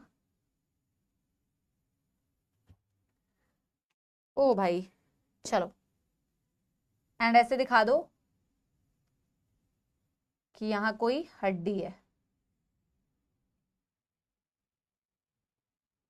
ठीक है, इन दोनों के बीच में ये कनेक्शन है, ठीक है। तो ये होगी तुम्हारी मसल,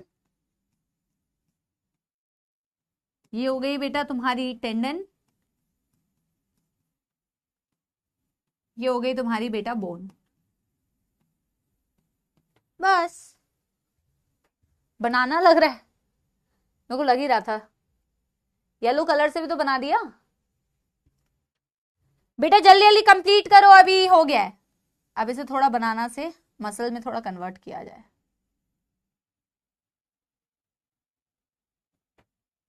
अब थोड़ा कम, थोड़ा मोटा बनाना बन गया अब तो ये, है ना, लुकिंग जस्ट लाइक बनाना। कोई नहीं बेटा, चलो डन डन डन डन, ठीक है। अब देखो डेंस रेगुलर, डेंस से रेगुलर में तो कोई दुखदर्द समस्या नहीं है बेटा। एक ने मसल्स को बोन से कनेक्ट किया, एक ने बोन से बोन को कनेक्ट किया।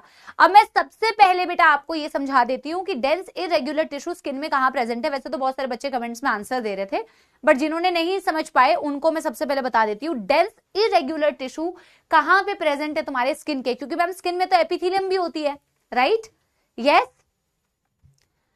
फिर हम बेटा स्टार्ट करेंगे specialised connective tissue. Done done done done everybody, yes everybody, I think तुम लोगों ने ये बना लिया है। अब बेटा इसी डायग्राम पे वापस आओ, जो तुमने पहले बनाया था ना, वहीं पे हमें नोट करना है, वहीं पे हमें नोट करना है बेटा। एपिडर्मिस डर्मिस दोनों ने मिलकर बनाया था स्किन। डर्मिस के नीचे था हाइपोडर्मिस, हाइपोडर्मिस में थी एरियोलर कनेक्टिव टिश्यू, और एरियोलर के लिए हम बोलते भी हैं that it connects the skin with the underlying muscles। Skin को मसल से कनेक्ट करती है एरियोलर कनेक्टिव टिश्यू, राइट, ये हमने बोला था। अब हमें देखना है बेटा where is the location of dense irregular connective tissue, क्योंकि डेंस इरेग्युलर को भी बेटा हम बोलते हैं कि वो स्किन पे प्रेजेंट है, तो डेंस इरेग्युलर कनेक्टिव टिश्यू की लोकेशन होती है यहां, यहां। हियर यू हैव बेटा dense irregular connective tissue in the dermis. तो डर्मिस में होती है बेटा इरेग्युलर कनेक्टिव टिश्यू, डर्मिस में होती है बेटा इरेग्युलर कनेक्टिव टिश्यू। तो डर्मिस स्किन का पार्ट है ना। बस अब कोई कंफ्यूजन नहीं होगी। अब बताओ बेटा क्या ये बेहतरीन कॉन्सेप्ट नहीं है? बिना ये डायग्राम बनाए आपको कैसे समझ में आता कि स्किन में एपिथेलियम भी कहां पे है, इरेग्युलर टिश्यू भी कहां पे है, और स्किन के नीचे एरिओलर कनेक्टिव टिश्यू कहां पे है? बिना इस डायग्राम के टॉपिक अधूरा है बेटा, अधूरा। ठीक है, yes everybody. Adipose connective tissue का फंक्शन सृष्टि बेटा एनसीईआरटी में नहीं है। आप कहोगे तो मैं आपको लिखवा दे रही हूं, but it's not given in NCERT. ठीक है, आप चाहो तो यहां पे बेटा छोटा सा लिख सकते हो, बट एनसीईआरटी में गिवन नहीं है। बट सिंस आप लोगों को, आप में से कई लोगों को काफी अतिरिक्त में जाना है, मैं ज्यादा फिर भी नहीं लिखवाऊंगी, क्योंकि मैं बेटा फालतू की चीजें नहीं लिखवाती जिससे बच्चे का टाइम वेस्ट हो। Shock absorber,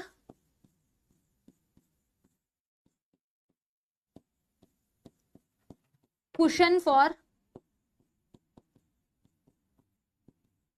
visceral organ. Visceral organs होते हैं आपके इंटरनल ऑर्गन्स, इंपॉर्टेंट विसरा में लोकेटेड होते हैं इंटरनल ऑर्गन्स। ठीक है, डन डन डन डन। और भी बहुत सारे फंक्शंस है, but not needed as it is not given in NCERT. ठीक है, बहुत ज्यादा इधर उधर नहीं भागना है बेटा। तो लास्ट कनेक्टिव टिश्यू जो बेटा बचा हुआ है उसको पढ़ने से पहले एक बार एनसीईआरटी की यहां तक की रीडिंग करें। यस, देखो, fibres and fibroblast are compactly packed in dense connective tissue.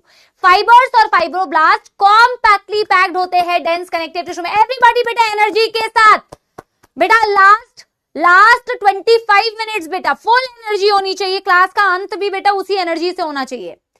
Orientation of fibre show a regular और irregular pattern and are called as regular और इरेग्युलर टिश्यू। बोला फाइबर्स और फाइब्रोब्लास्ट का जो ओरिएंटेशन होती है, जो अरेंजमेंट होती है, वो रेगुलर होती है या तो इरेग्युलर होती है, जिसके बिना पर, जिसके बेसिस पर आप डेंस रेगुलर बोलते हैं या डेंस इरेग्युलर कनेक्टिव टिश्यू बोलते हैं।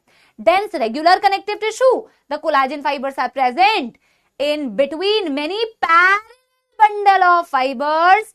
टेंडेंस पैरेलल बेसिकली बेटा अरेंजमेंट होती है। Tendons which attaches skeletal muscles to bone. बेटा स्केलेटल वर्ड लिखा हुआ है क्योंकि skeletal is a type of muscle. आपको मैं आगे मसल्स पढ़ाऊंगी, smooth muscles, skeletal muscles, cardiac muscle, वहां पे एक्सप्लेन करूंगी। तो स्केलेटल मसल्स का बेसिकली अरेंजमेंट होता है। Skeletal muscles to bone and ligament which connects बेटा one bone to another bone. It is the example of this tissue. Dense irregular tissue has fibroblast and fibers that are oriented differently. That are oriented differently मतलब कि irregular arrangement होती है बेटा। ठीक है, This tissue is present in the skin. Skin में present है, बस खत्म, इतना ही दिया हुआ है बेटा। और ये डायग्राम जरा देख लो, ये बिल्कुल रेगुलर अरेंजमेंट दिख रही है फाइब्रोब्लास्ट एंड फाइबर्स की, तो ये रेगुलर कनेक्टिव टिश्यू दिखाया हुआ है। ये क्या दिखाया हुआ है बेटा?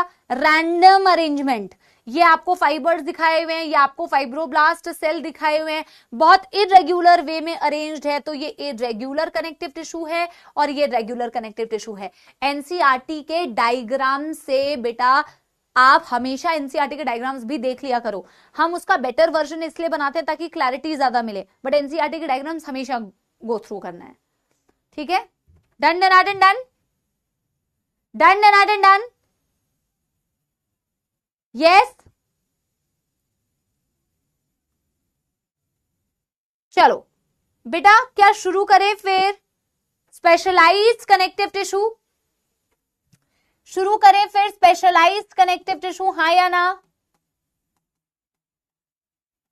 स्पेशलाइज कनेक्टिव टिश्यू में फ्लूइड कनेक्टिव टिश्यू तो वैसे भी हमें नहीं पढ़ना है बेटा, मतलब यहां पे नहीं पढ़ना है, पढ़ना है हमें body fluids and it's circulation में, ठीक है। स्पेशलाइज कनेक्टिव टिश्यू में मेजरली जो हमें यहां पढ़ना है that is skeletal connective tissue. यहां पे जो हमें मेनली पढ़ना है स्केलेटल कनेक्टिव टिश्यू, और स्केलेटल कनेक्टिव टिश्यू में हमें जो सबसे पहले पढ़ना है दैट इज बोन।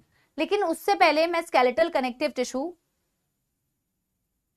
के बारे में थोड़ी बातें कर लेती हूं। जैसे आपने लूज कनेक्टिव टिश्यू पढ़ा, डेंस कनेक्टिव टिश्यू पढ़ा, आगे आप फ्लूइड कनेक्टिव टिश्यू पढ़ोगे, उनके मैट्रिक्स में और इसके मैट्रिक्स में बेटा फर्क होता है। जब आप कोई भी स्केलेटल कनेक्टिव टिश्यू देखते हो, चाहे वो कार्टिलेज हो चाहे वो बोन्स हो, दोनों ही स्केलेटल कनेक्टिव टिश्यू है, इनका जो मैट्रिक्स होता है वो बेटा होता है सॉलिड। और सॉलिड का मतलब ये बिल्कुल नहीं, solid is not hard, solid can be soft, solid can be hard. जैसे अगर आप क्ले को देखोगे तो clay is solid but soft, right.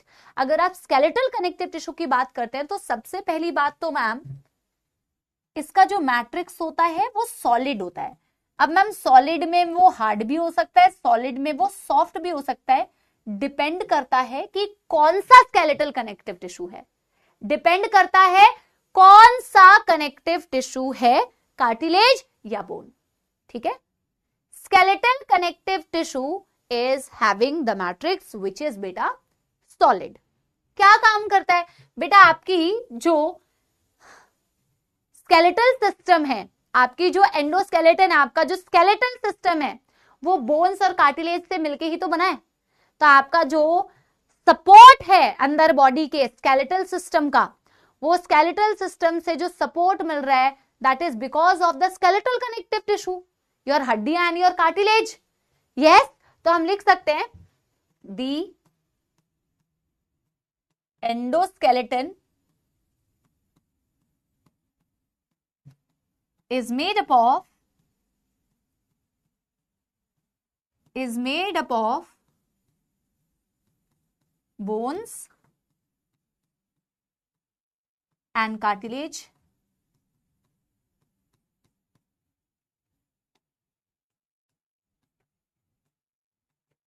giving a major support,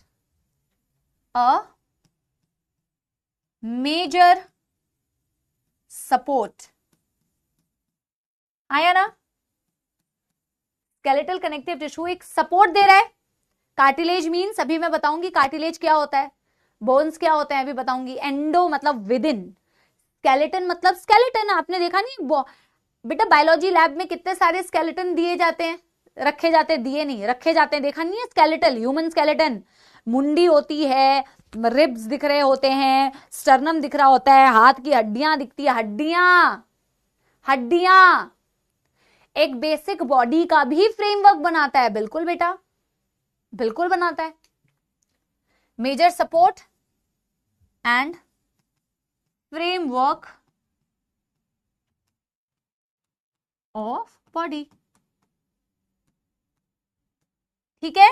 yes everyone, कंकाल बेसिकली हिंदी में कहा जाए तो कंकाल, जैसे कि कुछ बच्चे कह रहे हैं कई लोगों का कंकाल, कई लोगों के यहाँ पे जो कंकाल है ना, ये वाला कंकाल जिसे कहते हैं क्रेनियम, जिसका काम होता है, भगवान ने क्रेनियम बनाया, क्यों बनाया, क्योंकि हार्ड स्ट्रक्चर है भाई, प्रोटेक्ट करेगा ब्रेन को। कई लोगों का अंदर माल खाली है पर ब्रेन बॉक्स है भैया, प्रोटेक्ट करेंगे, अंदर कुछ हो या ना हो, ये होगा प्रोटेक्शन के लिए। कई लोग के है जंग लगी पड़ी है, यूज ही नहीं कर रहे हैं, रिपीट, वॉइस नॉट कमिंग, है ना, class hanging, class not playing, and not visible, can not hear you, can not see you, ठीक है। स्केलेटल कनेक्टिव टिश्यू में आता है बेटा नंबर 1 कार्टिलेज। अब अगर आप सबसे पहले बेटा एनसीईआरटी देखो, आपको एक रियलिटी चेक मिलना चाहिए। रियलिटी चेक इसलिए कि एनसीईआरटी में कितना दिया हुआ है, तुम बेटा एकदम बाहर दौड़ने को होते हो ना, अभी पढ़ना स्टार्ट किया तो एकदम बाहर दौड़ने को होते हो। कार्टिलेज में सिर्फ इतनी सी बात दी हुई है, कार्टिलेज में सिर्फ इतनी सी बात दी हुई है बेटा। जहां पे किसी का भी एग्जाम्पल दिया होगा, जहां पे किसी का भी फंक्शन दिया होगा या जरूरत होगी, नहीं दिया हुआ लेकिन जरूरत है, वहां मैं बताऊंगी। जहां मैंने नहीं बताया आप समझो कि वो जरूरत नहीं है, जबरदस्ती की स्पैमिंग नहीं करना, ठीक है। कहीं आपको कोई चीज समझनी है तो आप डाउट्स में पूछ सकते हो, आपको आंसर हर चीज का मिलता है, मैं खुद ही आंसर देती हूँ, कितने सारे टीचर्स हैं, एक्सपर्ट्स हैं जो आपको आंसर देते हैं, राइट। अब कार्टिलेज के बारे में बात तो इतनी सी दी हुई है, लेकिन बेटा ये डायग्राम बनाया हुआ है, और ये डायग्राम बनाया हुआ है यानी कि आपको ये डायग्राम समझने की जरूरत है कि कार्टिलेज का ये स्ट्रक्चर जो दिखाया हुआ है इसका क्या मतलब है। अब बेटा ये जो लिखा हुआ है ना कार्टिलेज के बारे में, लिखे तो 3-4 लाइन है लेकिन मतलब इसका बहुत ही गहरा है, तो 1 बाय 1 बेटा हम इसको समझते हुए चलते हैं। एक बच्चा कह रहे हैं फ्रेमवर्क का क्या मतलब है। फ्रेमवर्क का मतलब होता है बेटा ढांचा, जैसे घर बन रहा होता है तो रॉड्स लगते हैं बहुत सारे, तो वो रॉड्स एक फ्रेमवर्क की तरह काम करते हैं, ढांचा है, ढांचा जिसके ऊपर पूरा मकान खड़ा होगा। तो तुम्हारा भी तो बेटा स्केलेटल सिस्टम एक ढांचा है। इमेजिन करो बॉडी में वो बोन्स ना होते, एंडोस्केलेटन नहीं होता, तुम्हारा कंकाल नहीं होता, बॉडी कैसी होती, लचीली सी होती। यस यस, चलो अब बेटा कार्टिलेज की सबसे पहली बात हम जो करेंगे, बेहद इंपॉर्टेंट, स्टार मार्क कर रही हूं क्योंकि ये लाइन कार्टिलेज की सबसे इंपॉर्टेंट लाइन है। Matrix is solid but soft and pliable, ये इसकी बेटा सबसे इंपॉर्टेंट लाइन है, ये इसकी सबसे इंपॉर्टेंट लाइन है। सबसे इंपॉर्टेंट क्यों लाइन है बेटा, हमने अभी तक स्केलेटल कनेक्टिव टिश्यू में कहा कि भाई मैट्रिक्स तो सॉलिड होगी, हार्ड होगी या सॉफ्ट होगी वो डिपेंड करेगा, हार्ड होगी या सॉफ्ट होगी वो डिपेंड करेगा। अब क्ले को इमेजिन करो, जैसे क्ले सॉलिड है बट उसको ऐसे कंप्रेस करो तो वो कंप्रेस हो जाता है, वो कंप्रेस हो जाता है। अब जैसे तुम अपना नोज टच करके देखो, सबसे इंपॉर्टेंट है, मतलब सबसे अच्छा एग्जांपल है तुम्हारा टिप ऑफ द नोज, इसमें कार्टिलेज होती है। ईयर, ये एक्सटर्नल ईयर जॉइंट्स, इसमें कार्टिलेज होती है, इसको मोड़ो, मुड़ रही है। प्लाएबल मतलब अभी समझा रहा हूं, लिख दो बस एक शब्द, बस बोर्ड पे लिख दो, टाइम भी नहीं देते टीचर को समझाने का। प्लाएबल प्लाएबल इतना चिटियाते हो, हाथ इतना बेटा चैट्स पे चलाते हो, पढ़ते कब हो। इसको टच करके देखो, फ्लेक्सिबल है, इसको टच करके देखो, टिप ऑफ द नोज है ना, external ear joints, tip of the nose, ये कार्टिलेज है। कार्टिलेज की मैट्रिक्स जो है सॉलिड तो है बट सॉफ्ट है, सॉफ्ट एंड प्लाएबल। प्लाएबल का मतलब दैट रेजिस्ट्स कंप्रेशन, प्लाएबल का मतलब होता है resists compression. And resist compression का क्या मतलब है, हिंदी में भी लिख दूंगी मैं यहां, मतलब अगर तुमने इसको कंप्रेस किया ना तो ऐसा नहीं होगा कि मैम ये झेल नहीं पाएगी, रेजिस्ट कर जाती है एंड मैम टूटती नहीं है। मतलब कि अगर तुम कार्टिलेज, अगर तुम बोन्स पे इतना प्रेशर लगाओगे ना बेटा, बोन्स पे इतना प्रेशर लगाओगे तो बोन टूट जाती है, क्योंकि उसका मैट्रिक्स हार्ड होता है एंड नॉन प्लाएबल होता है। अगर तुमने बोन्स पे जोर लगाया, बोन्स पे प्रेशर लगाया तो बोन्स बहुत इजीली ब्रेक हो जाती है, because it can not, its matrix is hard and non pliable. But cartilage pliable matrix, it is soft and it is pliable। मतलब मैं यहां पे लिख दे रही हूं, जोर लगाओगे,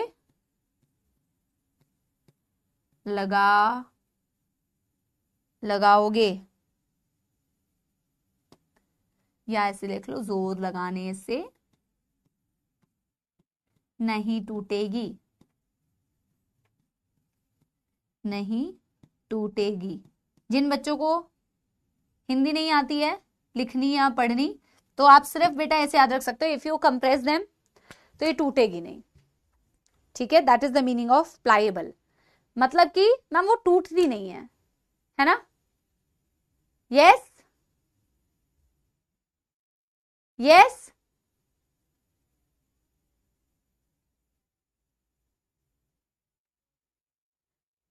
बेटा पहले मुझे बताओ यहां तक कोई दुख दर्द समस्या, क्या एक कार्टिलेज का डायग्राम बनाए, क्या एक कार्टिलेज का डायग्राम बनाए। यस, यहां तक डन डन डन डन। और बोन्स के केस में बेटा एग्जैक्टली अपोजिट होता है। बोन्स का मैट्रिक्स कैसा हो, बोन्स का मैट्रिक्स सॉलिड हो, बोन्स का मैट्रिक्स कैसा हो, हार्ड हो, बोन्स का मैट्रिक्स कैसा हो, नॉन प्लाएबल हो। सबसे इंपॉर्टेंट लाइन कार्टिलेज और बोन्स के केस में उनके मैट्रिक्स के बारे में है। दोनों के मैट्रिक्स सॉलिड होते हैं, बट एक का सॉफ्ट एक का हार्ड, एक का प्लाएबल एक का नॉन प्लाएबल। कंप्रेस करोगे तो टूट जाएगा, नॉन प्लाएबल होती है। जो डायग्राम अभी मैं कार्टिलेज का बनाने वाली हूं वो इसीलिए बहुत इंपॉर्टेंट है कि अगली क्लास में जब आओगे तो मैं बोन्स का डायग्राम आपसे पूछ पूछ के बनवाऊंगी, क्योंकि बोन्स और कार्टिलेज का डायग्राम कंपेयर करके बनाया जाता है। उसके मैट्रिक्स, उसके सेल्स, उसकी मेम्ब्रेन कंपेयर होती है और कंपेयर करके ही आपको पढ़ना है, ठीक है। यस एवरीबॉडी, चलिए जी, चलिए जी, तो हम बनाने जा रहे हैं बेटा। देखो इतने ऐसे करके डायग्राम बनेगा, पहले ही बता दे रही हूं। ऐसे इतने पेज में डायग्राम बन जाएगा, ऐसा डायग्राम बनेगा।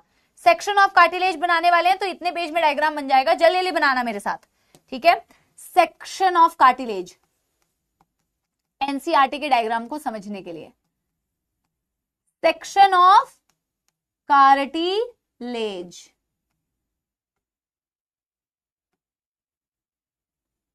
Section of cartilage.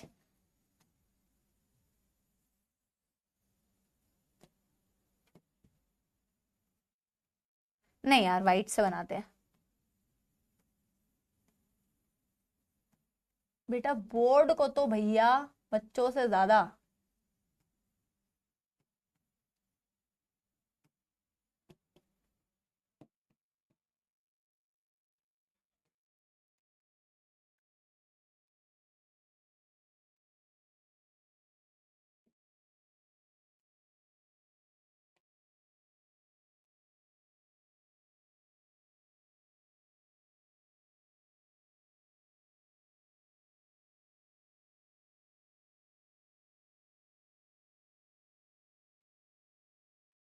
इस बोर्ड से बेटा परेशान आ चुकी हूं, क्या बताऊं।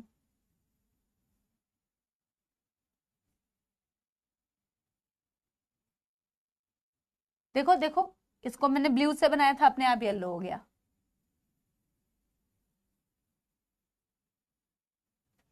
हाँ, आज तक मेरा कमेंट्स नहीं पढ़ा है अथर्व, लेकिन आज तो पढ़ लिया है। चलो जी, कमेंट्स कैसे पढ़ेंगे बेटा? आपको पढ़ाऊं या आपके कमेंट्स पढ़ूं, आप बताओ। अब बाई चांस बेटा, किस्मत वाली बात है, किसी किसी के कमेंट्स दिख जाते हैं उस वक्त, तो मैम पढ़ लेती हैं। इसका मतलब मैम पे गुस्सा थोड़ी करोगे। आप पढ़ाओ बेटा, ऐसे थाउजेंड्स ऑफ स्टूडेंट को पॉसिबल थोड़ी होता है बेटा। मैम की भी मजबूरी समझो, है ना। चलो,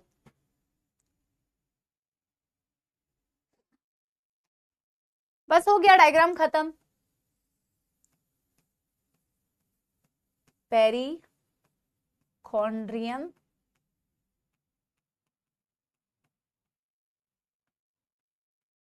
covering of cartilage,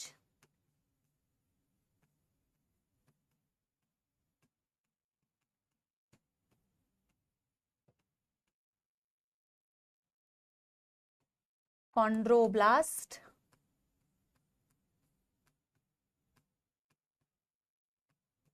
this is अतिरिक्त ज्ञान बेटा। ये बताना इसलिए जरूरी है कि ये बता पाऊं कि मैच्योर सेल किससे बनते हैं। इमेच्योर कार्टिलेज सेल्स, ये आपका अतिरिक्त ज्ञान है बाबू, अतिरिक्त ज्ञान।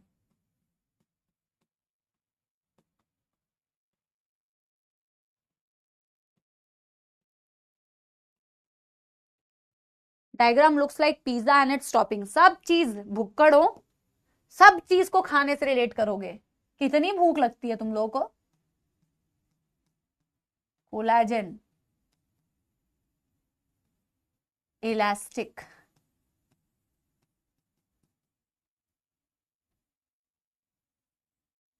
लैक्यूने, वेरी इंपॉर्टेंट। लैक्यूने को भी स्टार मार्क करना है बेटा, लैक्यूने को भी स्टार मार्क करना है।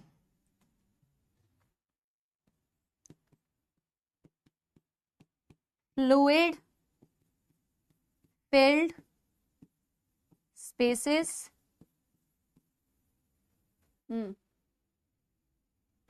With in matrix. एक बच्चा पूछ रहा है कार्टिलेज क्या होता है। क्या ही बताऊं बेटा अब कार्टिलेज क्या होता है। विद इन मैट्रिक्स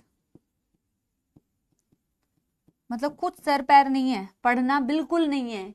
कार्टिलेज किसके अंडर पड़ा, वो क्या होता है, कनेक्टिव क्या है, टिश्यू क्या है, सेल से बना, कुछ नहीं पढ़ा है, कुछ भी नहीं। With in matrix in which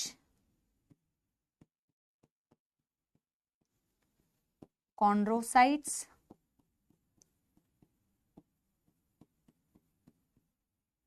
are present,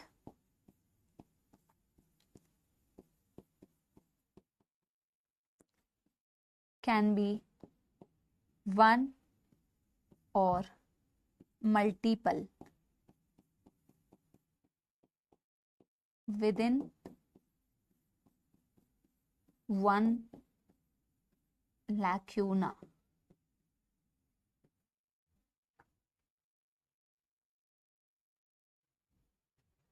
This is what?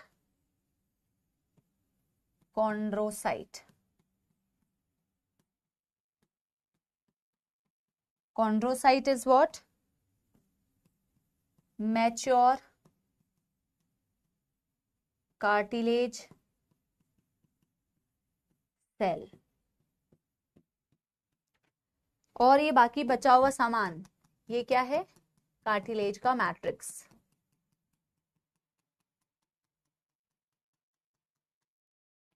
This is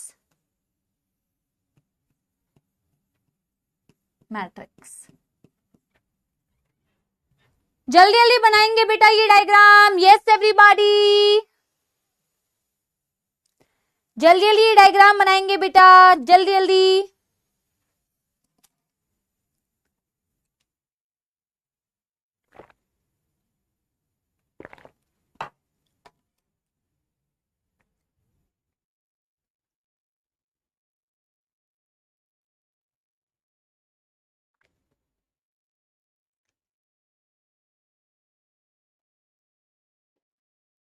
बेटा बन गया है, देखो पूरा एक्सप्लेनेशन, देखो एक्सप्लेनेशन तो मैं अभी दे दूंगी, बट इसको और अच्छे से डिस्कस करेंगे, कंटिन्यू करेंगे अगली क्लास में, ठीक है।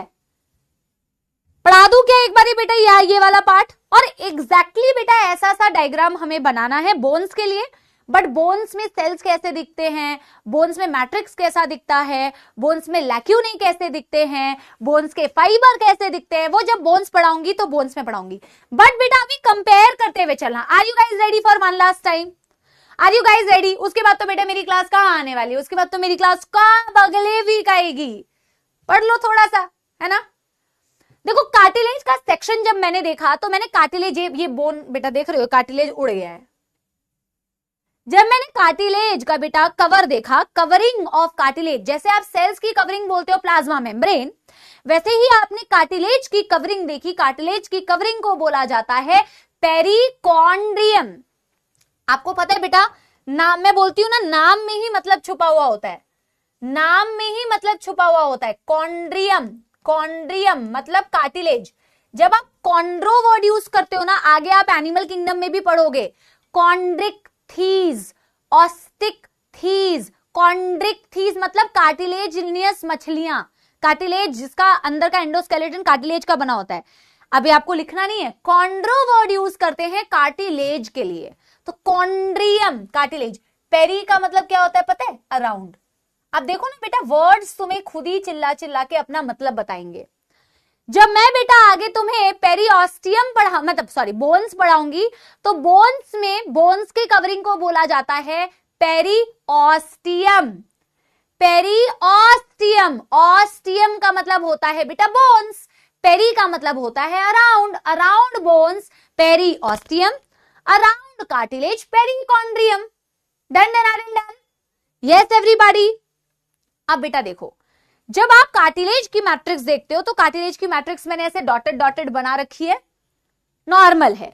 लेकिन बोन्स की जब मैं मैट्रिक्स बनवाऊंगी तो उसकी मैट्रिक्स ऐसे नॉर्मल नहीं होती है, उसकी मैट्रिक्स जो होती है रिंग के फॉर्म में प्रेजेंट होती है, जो मैं डिटेल में आगे तुम्हें जब बोन्स पढ़ाऊंगी तो डिस्कस करूंगी। कार्टिलेज के केस में तुम्हें कोलाजन फाइबर्स भी दिखते हैं बेटा, और कार्टिलेज के केस में तुम्हें इलास्टिक फाइबर्स भी दिखते हैं मैट्रिक्स के अंदर। बट बोन्स के केस में बेटा आपको क्या दिखता है, एक सेकेंड,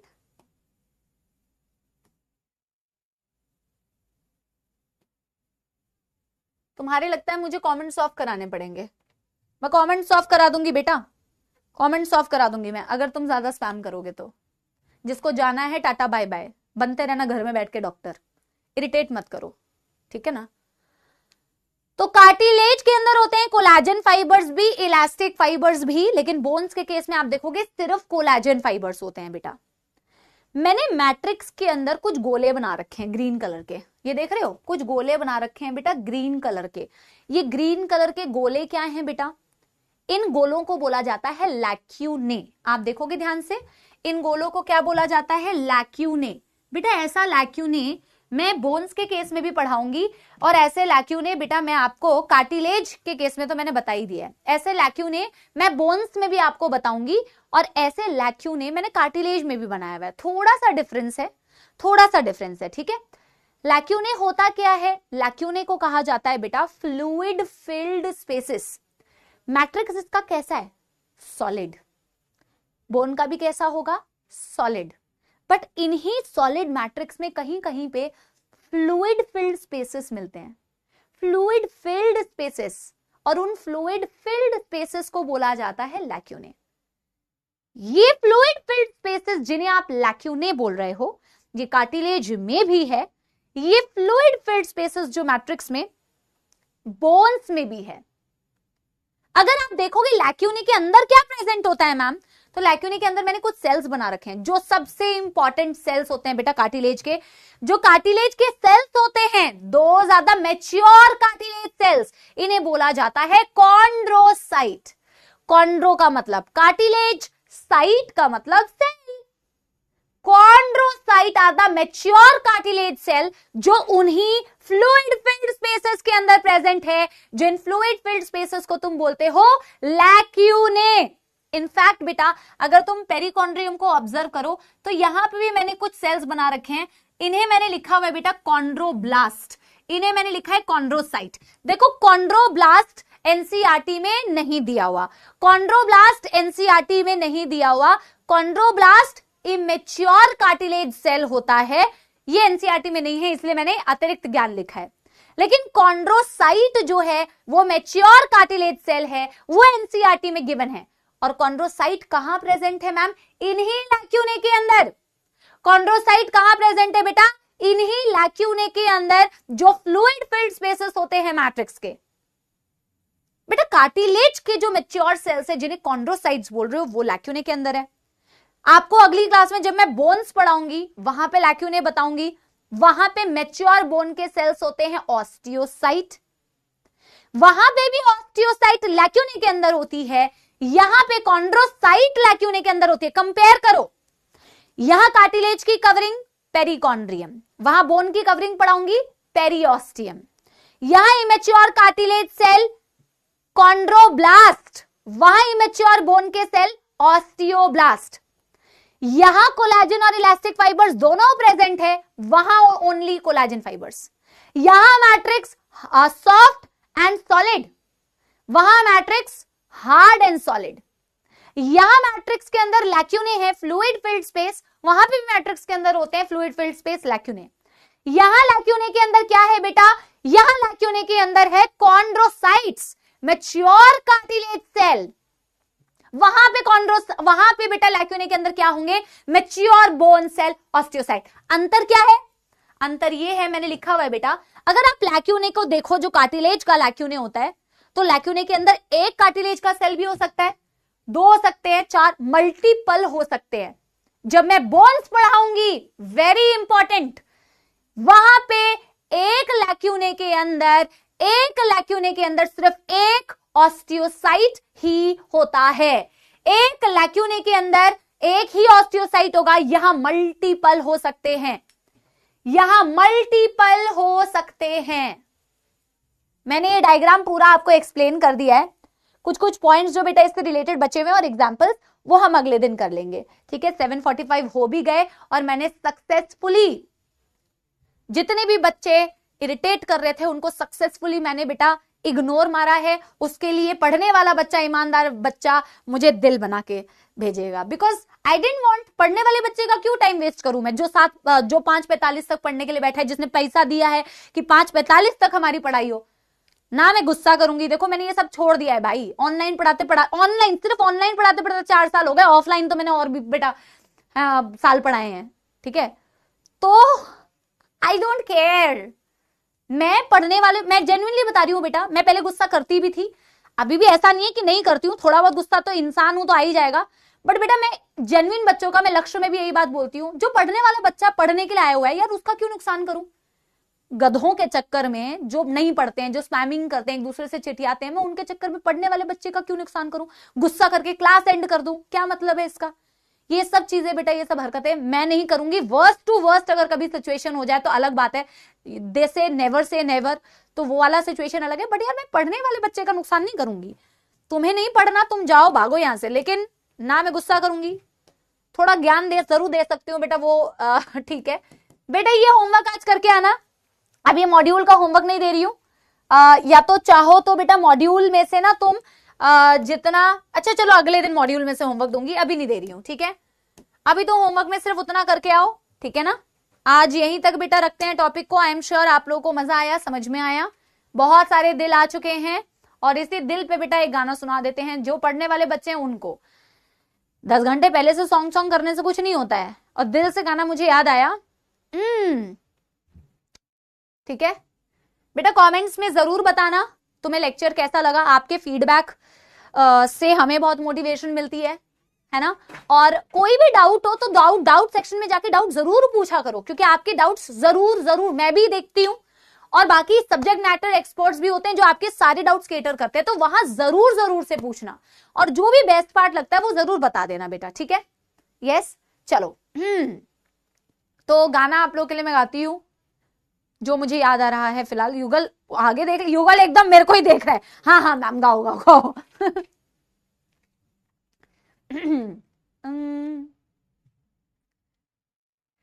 कहीं आग लगने से पहले उठता है ऐसा धुआं, जैसा है यहाँ, जैसा है इधर का नजारा, वैसा ही उधर का समा। और ये कैसे रिलेट कर सकती हूँ, जैसा है इधर का नजारा, मतलब जितने दिल मुझे दिख रहे हैं एक्चुअल में तुम वैसा ही तो फील कर रहे हो ना, है ना। कहीं आग लगने से पहले उठता है ऐसा धुआं, जैसा है इधर का नजारा, वैसा ही उधर का समा।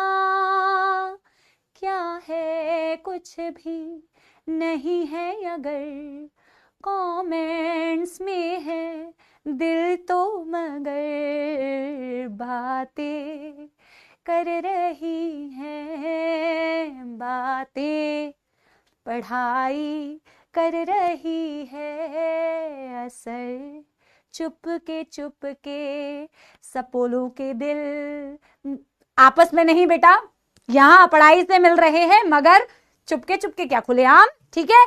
चलिए जी, मिलते हैं अगली क्लास में। पढ़ाई करते रहो बेटा, बहुत बढ़िया से पढ़ो, अच्छे इंसान बनो, अच्छे डॉक्टर बनो, कंसिस्टेंट रहो बेटा। मिलते हैं अगली क्लास में, तब तक के लिए बेटा पढ़ाई करते रहो। All the very best. Thank you, ठीक है।